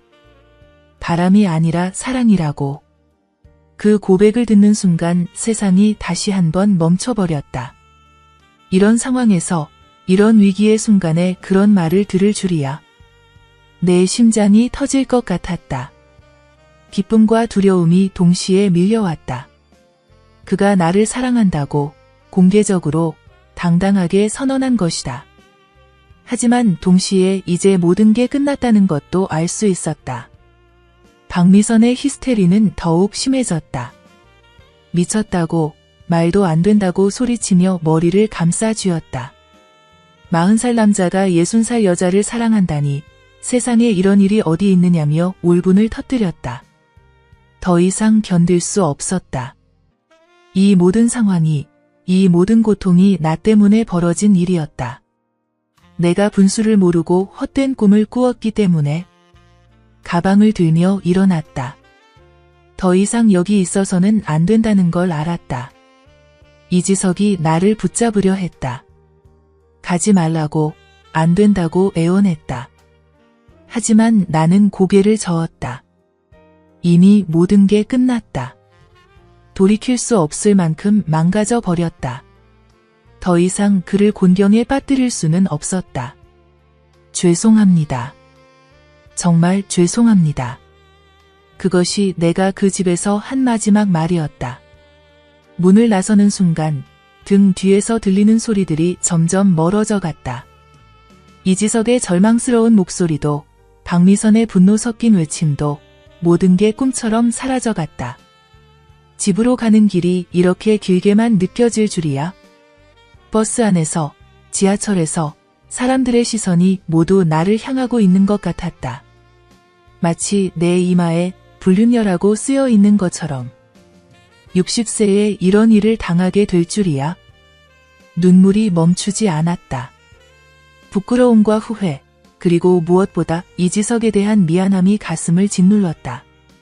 그를 이런 곤경에 빠뜨리고 말았으니 나 하나 때문에 한 가정이 완전히 파탄난 것이다. 집 문을 열고 들어서는 순간 다리에 힘이 풀려 그 자리에 주저앉고 말았다. 그리고 울었다. 60세에 이런 눈물을 흘리게 될 줄이야. 꿈 같았던 두 달이 이렇게 끝날 줄이야. 방 안은 적막했다. 혼자라는 사실이 이렇게 무겁게 다가올 줄 몰랐다. 이제 정말로 모든 게 끝났다. 60세의 늦은 사랑도, 가슴 뛰는 설렘도 모든 게 한순간에 물거품이 되어버렸다. 하지만 후회는 하지 않는다. 아니, 할 수 없다. 그 감정만큼은 진짜였으니까. 비록 금지된 사랑이었고 이루어질 수 없는 꿈이었지만 그 마음만큼은 그 누구도 부정할 수 없는 진실이었으니까. 60세에 찾아온 사랑. 그리고 60세에 맞은 이별.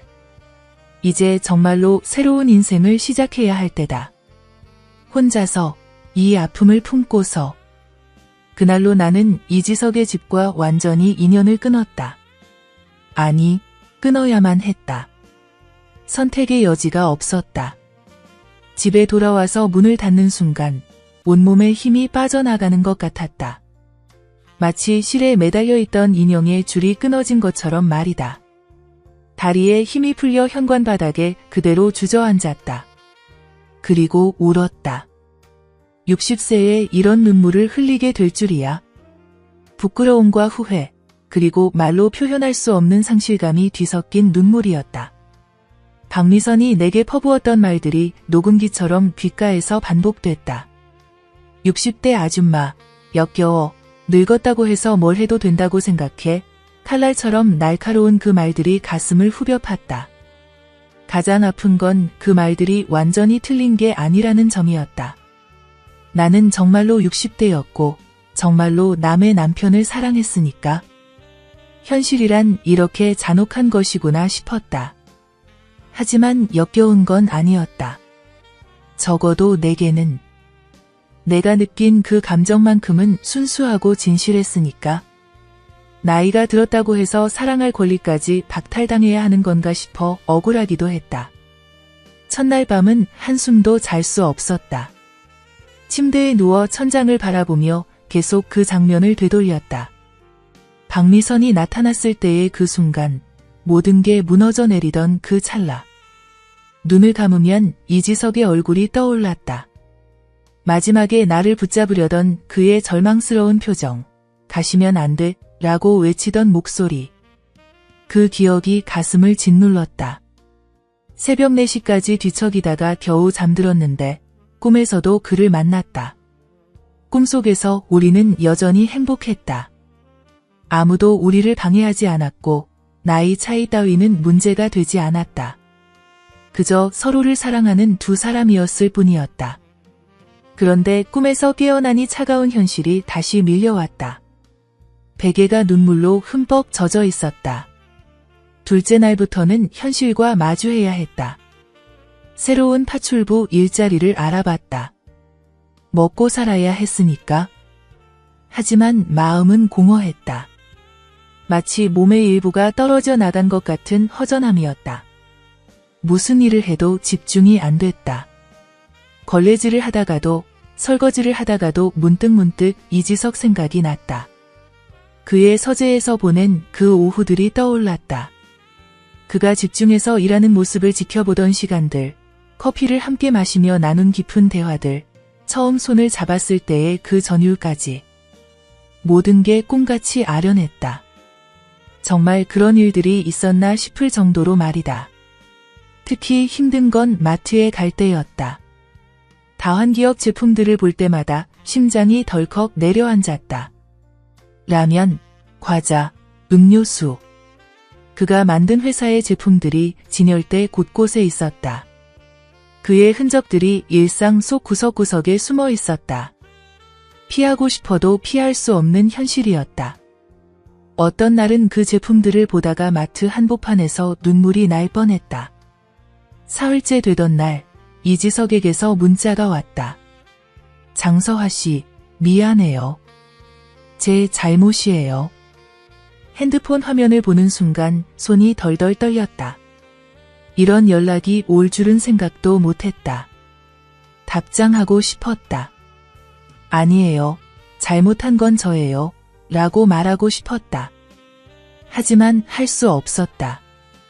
이제 끝내야 한다고 생각했으니까. 더 이상 그를 곤경에 빠뜨릴 수는 없었다. 하지만 그 문자를 지우지는 못했다. 계속 들여다보며 또 울었다. 나흘 후 또 문자가 왔다. 당신이 그리워요. 만나고 싶어요. 이번엔 정말 견디기 힘들었다. 나도 그리웠다. 미칠 것 같이 그리웠다.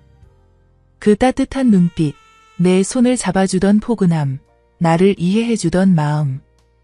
모든 게 절실하게 그리웠다. 하지만 만날 수는 없었다.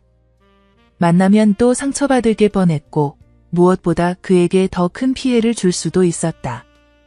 삭제 버튼을 누르려다가 말고 눌렀다가 말고를 수십 번 반복했다. 결국 그냥 뒀다. 그리고 또 울었다. 이렇게 우는 게 얼마만인지 모르겠다. 남편을 떠나보낼 때도 이렇게 많이 울지는 않았던 것 같은데. 일주일이 지났다. 그동안 이지석은 매일 문자를 보냈다. 길지 않은 메시지들이었지만 하나하나가 내 심장을 관통했다. 오늘 하루는 어떠셨어요? 당신 없는 집이 이렇게 적막할 줄 몰랐어요. 미선과 이혼 절차를 밟기로 했어요. 당신을 만나기 전 제 삶이 어땠는지 기억도 안 나요. 특히 이혼 얘기를 들었을 때는 정말 혼란스러웠다. 나 때문에 한 가정이 파괴되는 건가? 죄책감이 밀려왔다. 아무리 그들 부부 관계가 좋지 않았다고 해도 결정적인 계기는 내가 제공한 셈이었다. 동시에 작은 희망도 고개를 들었다. 혹시 우리가 다시. 하지만 곧 고개를 저었다. 아니다. 그래선 안 된다. 그런 마음의 동요 때문에 더 힘들었다. 단순히 포기하고 잊어버리면 될 텐데 자꾸만 기대하게 되고 희망을 품게 됐다. 그러다가 현실을 마주하면 더 깊이 절망하게 되고 이런 악순환이 반복됐다. 2주일째 큰아들 성민이에게서 전화가 왔다. 엄마, 목소리가 왜 그래요? 무슨 일 있어요? 아들의 예리한 눈치에 가슴이 덜컥했다. 평상시에도 내 기분을 가장 먼저 알아채는 아이였는데 아무것도 없다. 그냥 좀 피곤해서. 에이, 엄마. 제가 누군지 아시잖아요. 뭔가 있으시네요. 60세의 불륜으로 상처받은 엄마라니. 아들이 알면 얼마나 실망할까? 얼마나 창피해할까? 지금까지 당당하고 강인한 엄마로만 보였을 텐데. 정말 아무것도 없어. 너나 건강 챙겨. 그래도 뭔가 이상해요. 평소 엄마 같지가 않아. 전화를 끊고 나서 거울을 봤다. 확실히 많이 수척해진 얼굴이었다. 눈가의 주름도 더 깊어진 것 같았고 전체적으로 생기가 없어 보였다. 이렇게 늙어가는 게 현실이구나 싶었다. 사랑에 빠져 있을 때는 젊어진 것 같았는데 이별의 아픔을 겪으니 나이가 확연히 드러났다. 3주일째 더 이상 견딜 수 없어서 이지석의 문자를 모두 지웠다. 그리고 번호도 차단했다. 이제 정말로 끝내야 했다. 새 출발을 해야 했다. 이렇게 계속 매달려 있으면 내가 먼저 무너질 것 같았다. 하지만 그날 밤에도 그 다음날 밤에도 꿈에서 그를 만났다. 꿈속에서만큼은 우리가 여전히 행복했다. 나이 차이 따위 상관없이 아무도 우리를 방해하지 않는 그곳에서 우리는 그저 사랑하는 두 사람이었을 뿐이었다. 그런데 꿈에서 깨어나면 베개가 늘 눈물로 젖어 있었다. 한 달이 다 되어갈 무렵 마침내 새로운 파출부 일을 시작했다. 70대 할머니 혼자 사시는 집이었다. 조용하고 평화로웠다. 복잡한 감정이나 위험한 시선 같은 건 없었다. 할머니는 내게 친절하셨고 단순하고 명확한 업무만 있을 뿐이었다. 이게 내 자리야. 이게 내가 있을 곳이야.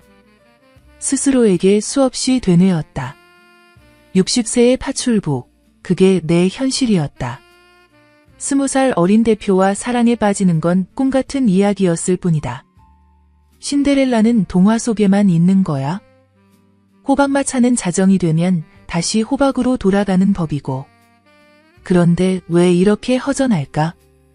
새로운 일상에 적응해야 한다고 다짐하면서도 가슴 한편은 여전히 아팠다.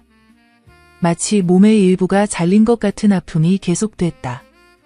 이지석은 지금 뭘 하고 있을까? 정말 이혼했을까? 나를 기억하고 있을까? 아니면 이미 잊고 새로운 사람을 만나고 있을까? 어떤 날은 길에서 비슷한 체구의 남자만 봐도 뒤돌아봤다. 혹시나 하는 마음에. 하지만 당연히 이지석이 아니었다. 그는 강남의 다른 세상에 살고 나는 이제 완전히 다른 세상에 살고 있었으니까. 마치 평행선처럼 절대 만날 수 없는? 때로는 TV에서 연예인들의 황혼 로맨스 소식을 볼 때가 있었다. 나이 차이가 나는 커플들, 재혼하는 중년들의 이야기. 그럴 때마다 부러웠다.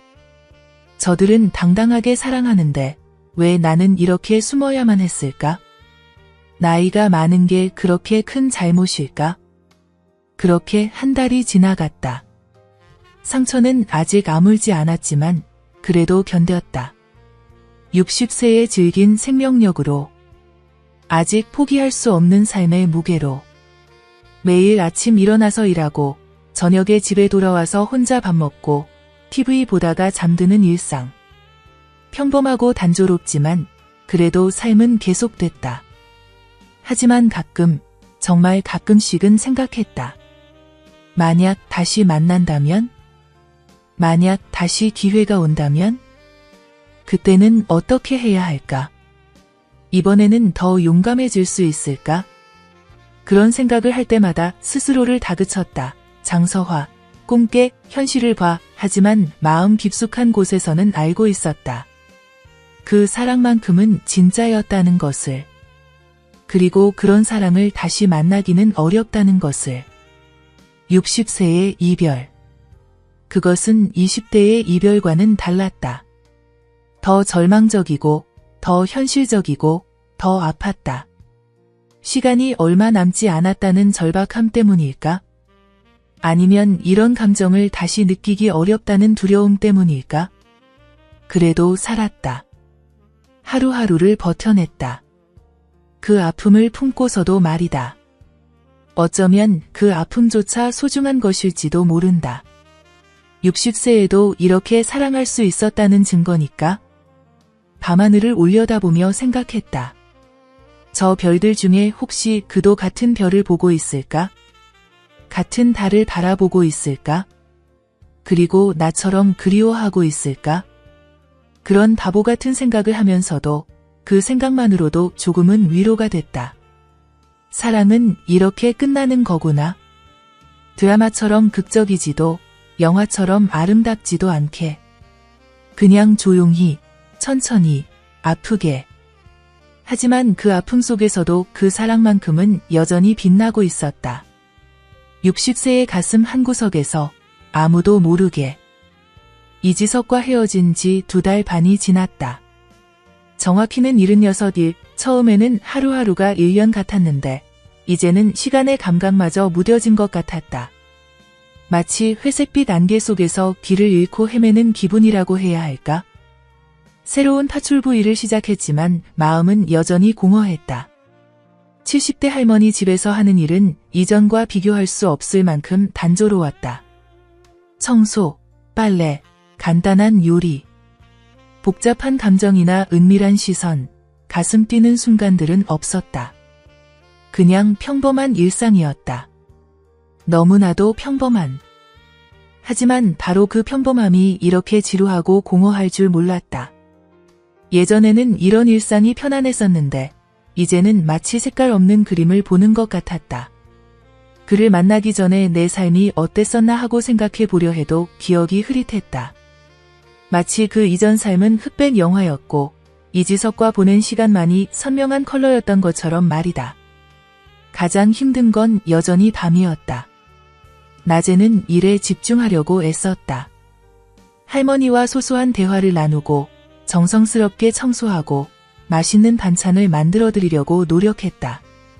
그런데 밤만 되면 모든 기억이 생생하게 되살아났다. 처음 그를 봤던 순간의 설렘, 첫 커피를 함께 마시던 오후의 따뜻함, 처음 손을 잡았던 떨림, 그리고 마지막 포옹의 온기까지. 그런 밤이면 자주 울었다. 60세에 이런 눈물을 흘리게 될 줄이야. 베개를 적시며 울다가 문득 깨닫곤 했다. 아, 내가 정말 그를 사랑했구나. 이별의 아픔이 이렇게 깊을 정도로. 한 번도 제대로 사랑해본 적 없다고 생각했었는데 60세에 와서야 진짜 사랑이 뭔지 알게 됐다니. 더 괴로운 건 죄책감이었다. 밤늦도록 그 생각만 했다. 나 때문에 한 가정이 파괴됐다.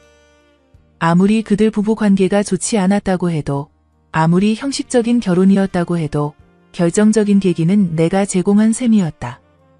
박미선의 차갑고 모멸적인 시선이 자꾸만 떠올랐다. 60대 아줌마, 역겨워. 그 말들이 화살처럼 가슴을 찔렀다. 정말 내가 잘못한 걸까? 60세라는 나이에 사랑을 꿈꾼 게 그렇게 큰 잘못일까? 어떤 날은 거울을 보며 자책했다. 장서화, 네가 누구라고 감히 그런 꿈을 꿨니? 60세 파출부가 40세 대표와 사랑한다고? 말도 안 되는 일이었어. 현실을 모르고 살았던 거야? 분수라는 게 있는 거야? 하지만 동시에 반박하는 목소리도 있었다. 사랑에 나이가 있나? 그 감정만큼은 진짜였잖아. 그가 나를 바라보던 눈빛, 내 손을 잡을 때의 떨림, 나를 이해해주던 따뜻함, 그 모든 게 거짓이었을 리 없어. 연기할 수 없는 진심이었어. 그렇게 혼란스러운 마음으로 하루하루를 버텼다. 마치 시소를 타는 것 같았다. 자책과 정당화 사이를 오가면서 말이다. 어느 날 저녁, 큰아들 성민이에게서 전화가 왔다. 엄마, 괜찮으세요? 목소리가 많이 가라앉아 있네요. 아들의 걱정스러운 목소리를 들으니 더 죄스러웠다. 지금까지 강인하고 당당한 엄마로만 보였을 텐데. 괜찮다. 별일 없어. 에이, 엄마. 저한테 거짓말 하시려고요? 뭔가 있으시네요. 성민이는 어릴 때부터 눈치가 빨랐다. 내 기분 변화를 가장 먼저 알아채는 아이였다. 그런 아들 앞에서 어떻게 말해야 할까? 60세의 불륜으로 상처받은 엄마라니. 만약 아들들이 이 사실을 안다면 얼마나 실망할까? 얼마나 부끄러워할까? 정말 아무것도 없어. 너나 일 열심히 하고 며느리랑 잘 지내고. 거짓말이었다. 하지만 어쩔 수 없었다. 이런 일을 어떻게 자식에게 털어놓나. 전화를 끊고 나서 한참을 생각했다. 내가 아들들한테 떳떳한 엄마였나? 지금까지는 그렇다고 자신했었다. 남편 잃고 혼자 두 아들 키우며 당당하게 살아온 강인한 여자. 그게 내 자부심이었다. 그런데 이번 일로 모든 게 흔들렸다. 나는 과연 누구인가? 60세의 성숙한 여자인가? 아니면 분수를 모르고 헛꿈꾼 어리석은 늙은이인가? 며칠 후 마트에서 장을 보는데 또 다환기업 제품을 봤다. 이번에는 새로 나온 즉석밥이었다. 포장지에 회사 로고가 선명하게 박혀 있었다. 가슴이 또 저렸다. 이제 2달 반이나 지났는데도 여전히 이런 반응을 보이다니. 그는 지금 뭘 하고 있을까? 정말 박미선과 이혼 절차를 밟고 있을까? 혹시 나를 기억하고 있을까? 아니면 이미 있고 새로운 사람을 만나고 있을까? 그런 생각을 하다가 스스로를 다그쳤다. 그만해, 장서화. 이미 끝난 일이야. 현실을 받아들여. 하지만 마음 한구석에서는 계속 그리웠다. 그의 목소리, 그의 미소, 그의 따뜻함. 나이 차이 같은 게 중요하지 않았던 그 순간들이 자꾸만 생각났다. 그러던 어느 날 우연히 TV에서 나이 차이가 많이 나는 연예인 부부 이야기를 봤다. 남자가 여자보다 20살 많았다. 하지만 그들은 행복해 보였다. 사회적 시선 따위는 신경 쓰지 않는다고 당당하게 말하고 있었다. 그 방송을 보면서 생각했다. 만약 내가 남자였다면? 60세 남자가 40세 여자와 사랑에 빠졌다면 사람들이 뭐라고 했을까? 아마 멋진 황혼 로맨스라고 했을지도 모른다. 인생 이막의 아름다운 사랑이라고 박수 쳐줬을지도. 그런데 여자인 내가 어린 남자를 사랑하면 늙은이의 철없는 짓이 되는 거다. 분수도 모르는 추한 욕심이 되고 말이다. 억울했다. 정말 억울했다. 하지만 동시에 현실이기도 했다. 세상은 여전히 그런 편견으로 가득했으니까. 여자에게는 더 가혹하고 나이 든 여자에게는 더더욱 잔인했다. 그날 밤 오랜만에 꿈을 꿨다. 이지석과 함께 걷는 꿈이었다. 나이 차이 따위는 중요하지 않은 평행우주에서 우리는 그저 서로 사랑하는 두 사람이었다. 손을 잡고 웃으며 걷고 있었다. 사람들이 우리를 보며 미소 짓고 축복해주고 부러워했다. 꿈에서 깨어났을 때 베개가 눈물로 젖어 있었다. 하지만 이상하게도 기분이 나쁘지 않았다. 오히려 따뜻한 기분이었다. 그래, 그 사랑만큼은 진짜였어. 비록 이루어질 수 없었지만 그 감정 자체는 소중한 거였어. 그 누구도 그걸 더럽힐 수는 없어. 그 후부터는 조금씩 마음이 정리되기 시작했다. 후회는 여전히 남아 있었지만 자책은 줄어들었다. 나는 사랑했다. 60세에도 누군가를 진심으로 사랑할 수 있다는 걸 깨달았다. 나이가 들었다고 해서 감정까지 늙는 건 아니라는 것을. 그것만으로도 의미 있는 일이었다. 어느 토요일 오후 혼자 공원을 걸었다. 가을이 깊어가는 시기였다. 단풍잎들이 바람에 흩날리고 늙은 부부들이 벤치에 앉아 조용히 대화를 나누고 있었다. 그런 모습을 보니 문득 부러웠다. 저런 평범한 행복을 나도 가질 수 있을까? 벤치에 앉아서 하늘을 올려다봤다. 구름이 천천히 흘러가고 있었다. 참 평화로운 오후였다. 이런 평화로움도 나쁘지 않구나 싶었다. 극적인 사랑, 격정적인 감정도 좋지만 이런 고요함도 소중한 거였다. 그런데 그 순간 깨달았다. 내가 변했다는 것을. 예전의 나라면 이런 고요함에 만족했을 텐데 이제는 뭔가 아쉬움이 남았다. 이지석을 만나면서 알게 됐다. 사랑이 주는 활력이, 설렘이 얼마나 소중한 건지를. 그런 것 없이는 뭔가 허전하다는 걸. 물론 아직도 그립다. 아마 평생 그리워할 것 같다. 하지만 이제는 그 그리움을 품고 살아갈 수 있을 것 같았다. 60세에 즐긴 생명력으로. 그리고 그 경험이 내게 준 소중함을 간직하면서 말이다. 어쩌면 이게 마지막 사랑일지도 모른다. 하지만 마지막이라고 해서 덜 소중한 건 아니다. 오히려 더 소중할 수도 있다. 다시 오지 않을 것이기 때문에. 그렇게 생각하니 마음이 한결 편해졌다. 아직 완전히 정리되지는 않았지만 적어도 방향은 잡힌 것 같았다. 이제 정말로 새 출발을 해야 할 때였다. 이 아픔과 이 그리움을 가슴에 품고서라도 말이다. 저녁 무렵 집에 돌아와서 거울을 봤다.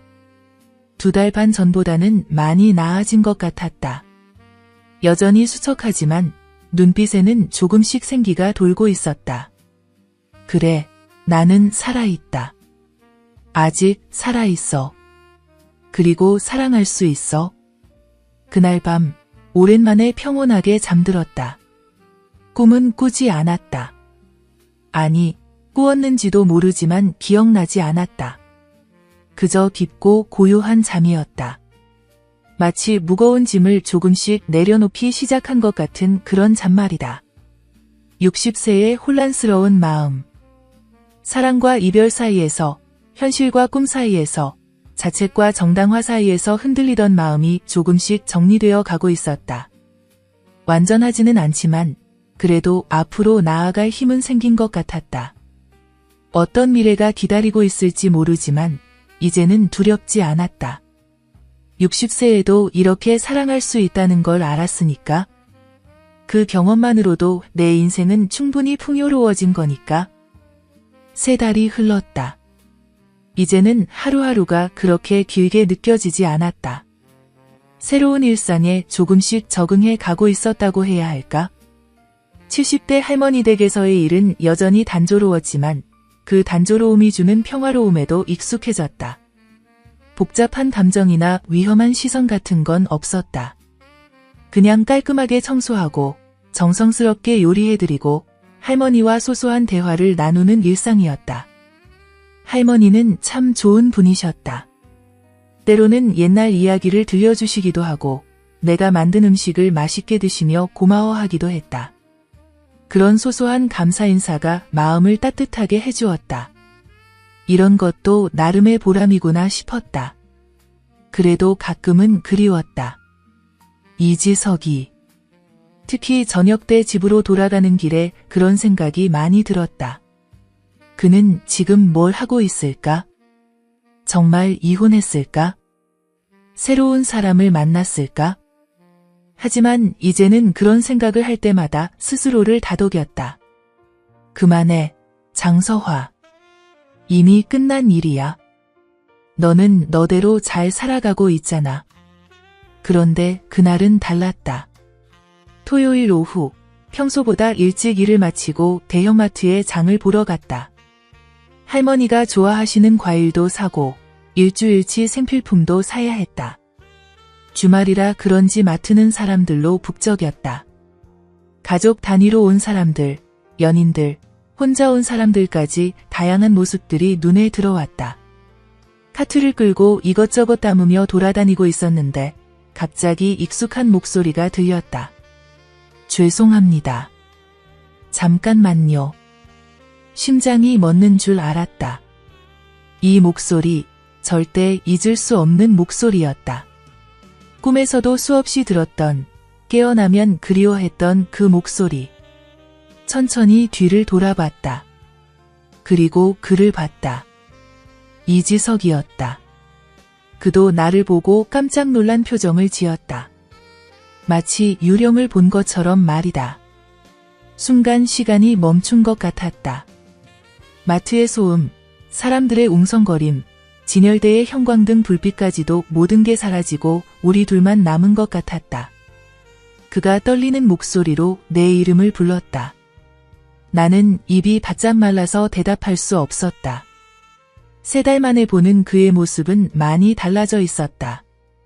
살이 빠졌고 얼굴에 피로가 역력했다. 하지만 여전히 나를 바라보는 그 눈빛은 따뜻했다.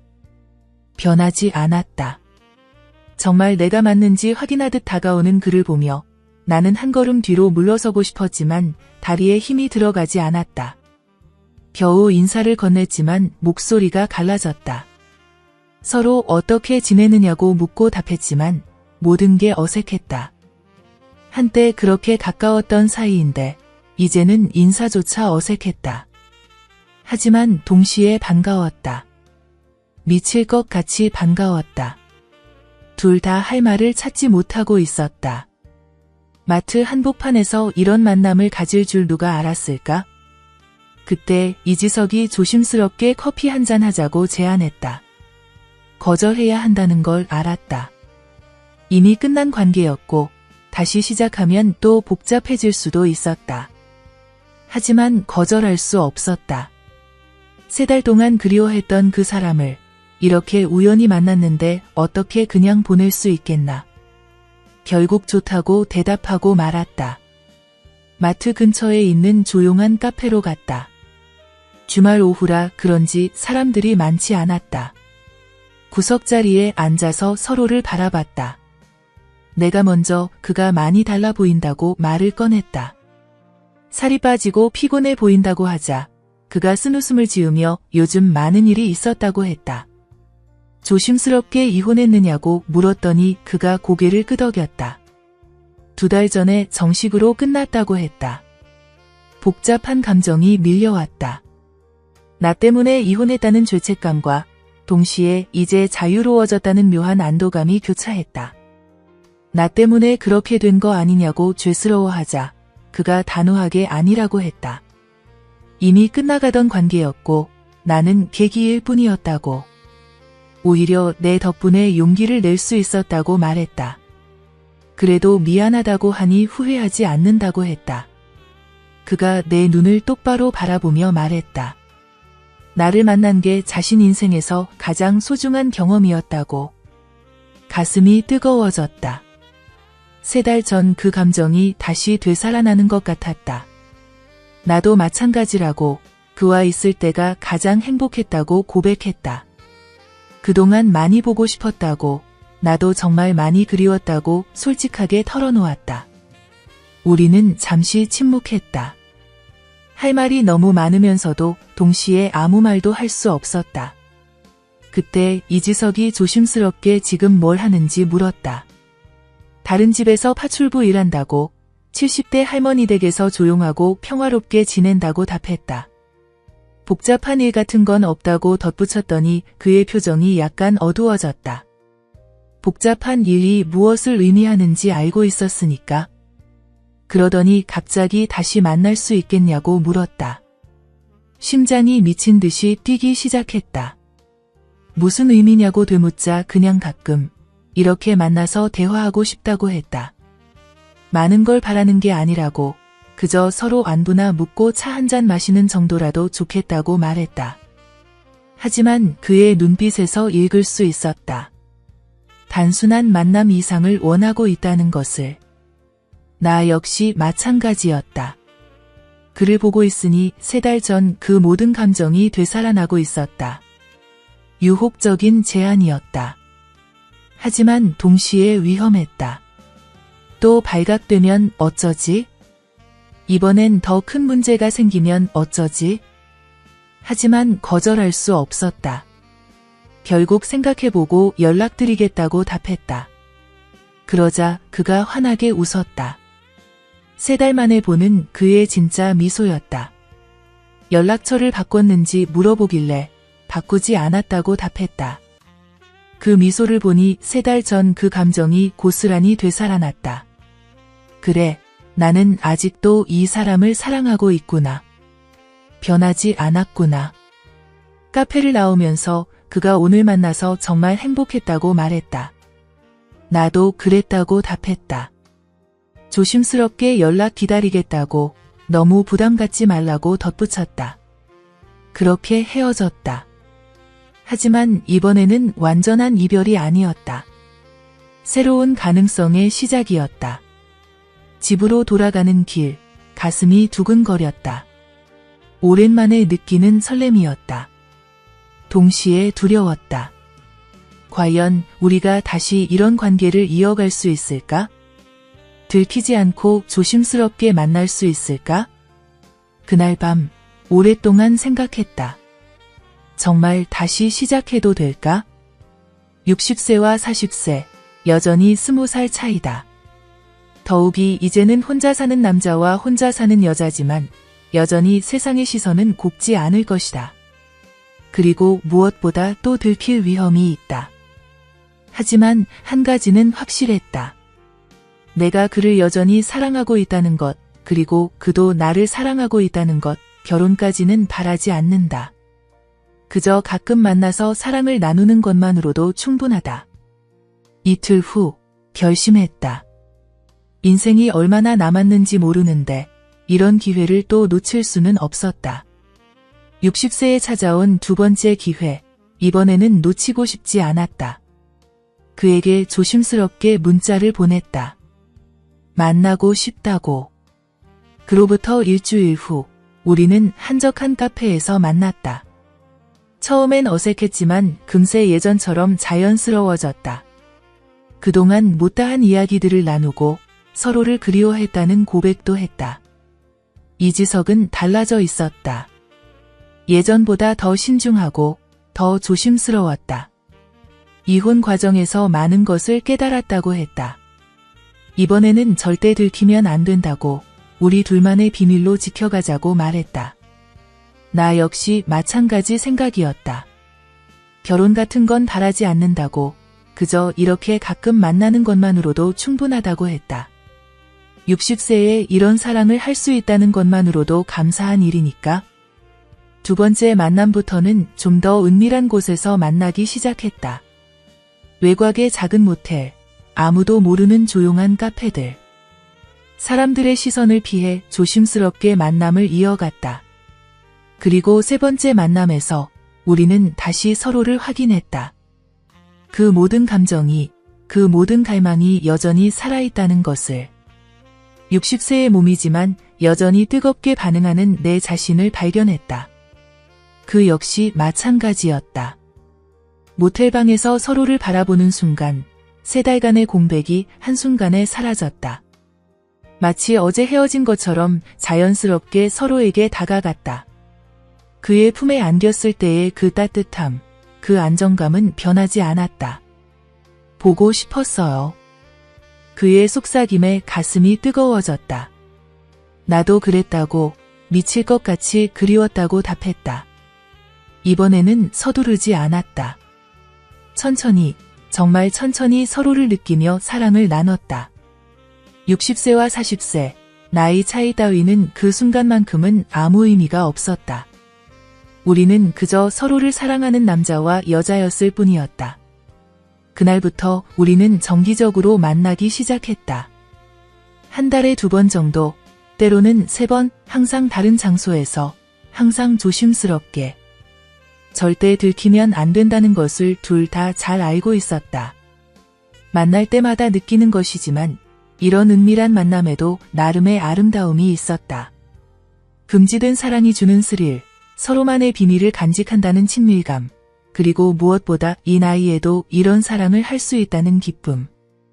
어느 날 그가 물었다.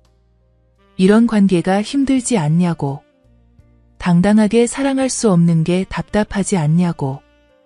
고개를 저었다. 전혀 힘들지 않다고, 오히려 이런 것만으로도 감사하다고 답했다. 60세에 이런 사랑을 만날 수 있다는 것 자체가 기적 같은 일이니까. 결혼이나 동거 같은 건 바라지도 않는다고, 그저 이렇게 가끔 만나서 사랑을 확인하는 것만으로도 충분하다고 말했다. 그도 마찬가지라고 했다. 사회적 체면이나 주변 시선을 생각하면 이런 방식이 오히려 좋다고. 서로에게 부담도 주지 않고 각자의 일상은 유지하면서도 이런 특별한 시간을 가질 수 있으니까. 그로부터 1년이 지났다. 우리는 여전히 한 달에 2~3번씩 만나고 있다. 장소는 항상 바뀌지만 서로에 대한 마음은 변하지 않는다. 오히려 시간이 갈수록 더 깊어지는 것 같다. 가끔은 단순히 대화만 나누고 헤어질 때도 있고, 때로는 하루 종일 함께 보내며 사랑을 나누기도 한다. 그 모든 순간이 소중하다. 60세에 이런 사랑을 할 수 있다니? 어떤 사람들은 이해하지 못할 수도 있다.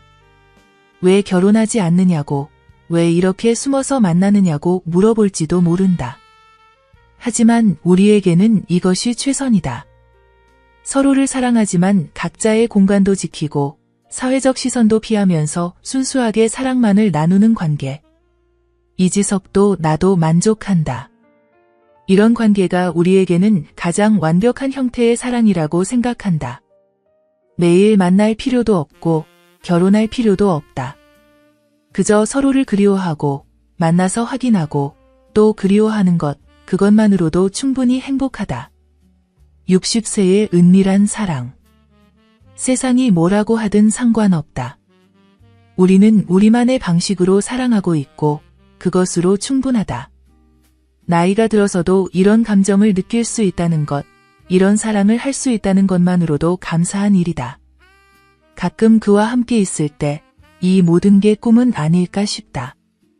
60세 파출부였던 내가 20살 어린 대표와 이런 사랑을 나누다니. 하지만 그의 온기가, 그의 시선이, 그와 나누는 모든 순간들이 이것이 현실임을 증명해준다. 앞으로 얼마나 더 이런 관계를 이어갈 수 있을지 모른다. 나이가 더 들면 어떻게 될지도 모른다. 하지만 지금 이 순간만큼은 완벽하다. 60세에 찾아온 두 번째 사랑.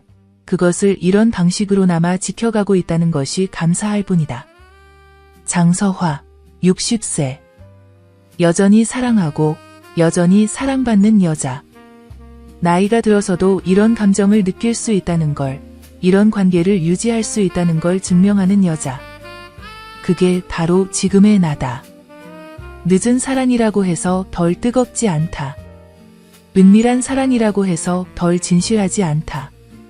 오히려 더 간절하고, 더 소중하고, 더 아름다울 수 있다. 그것을 나는 지금 살아가고 있다.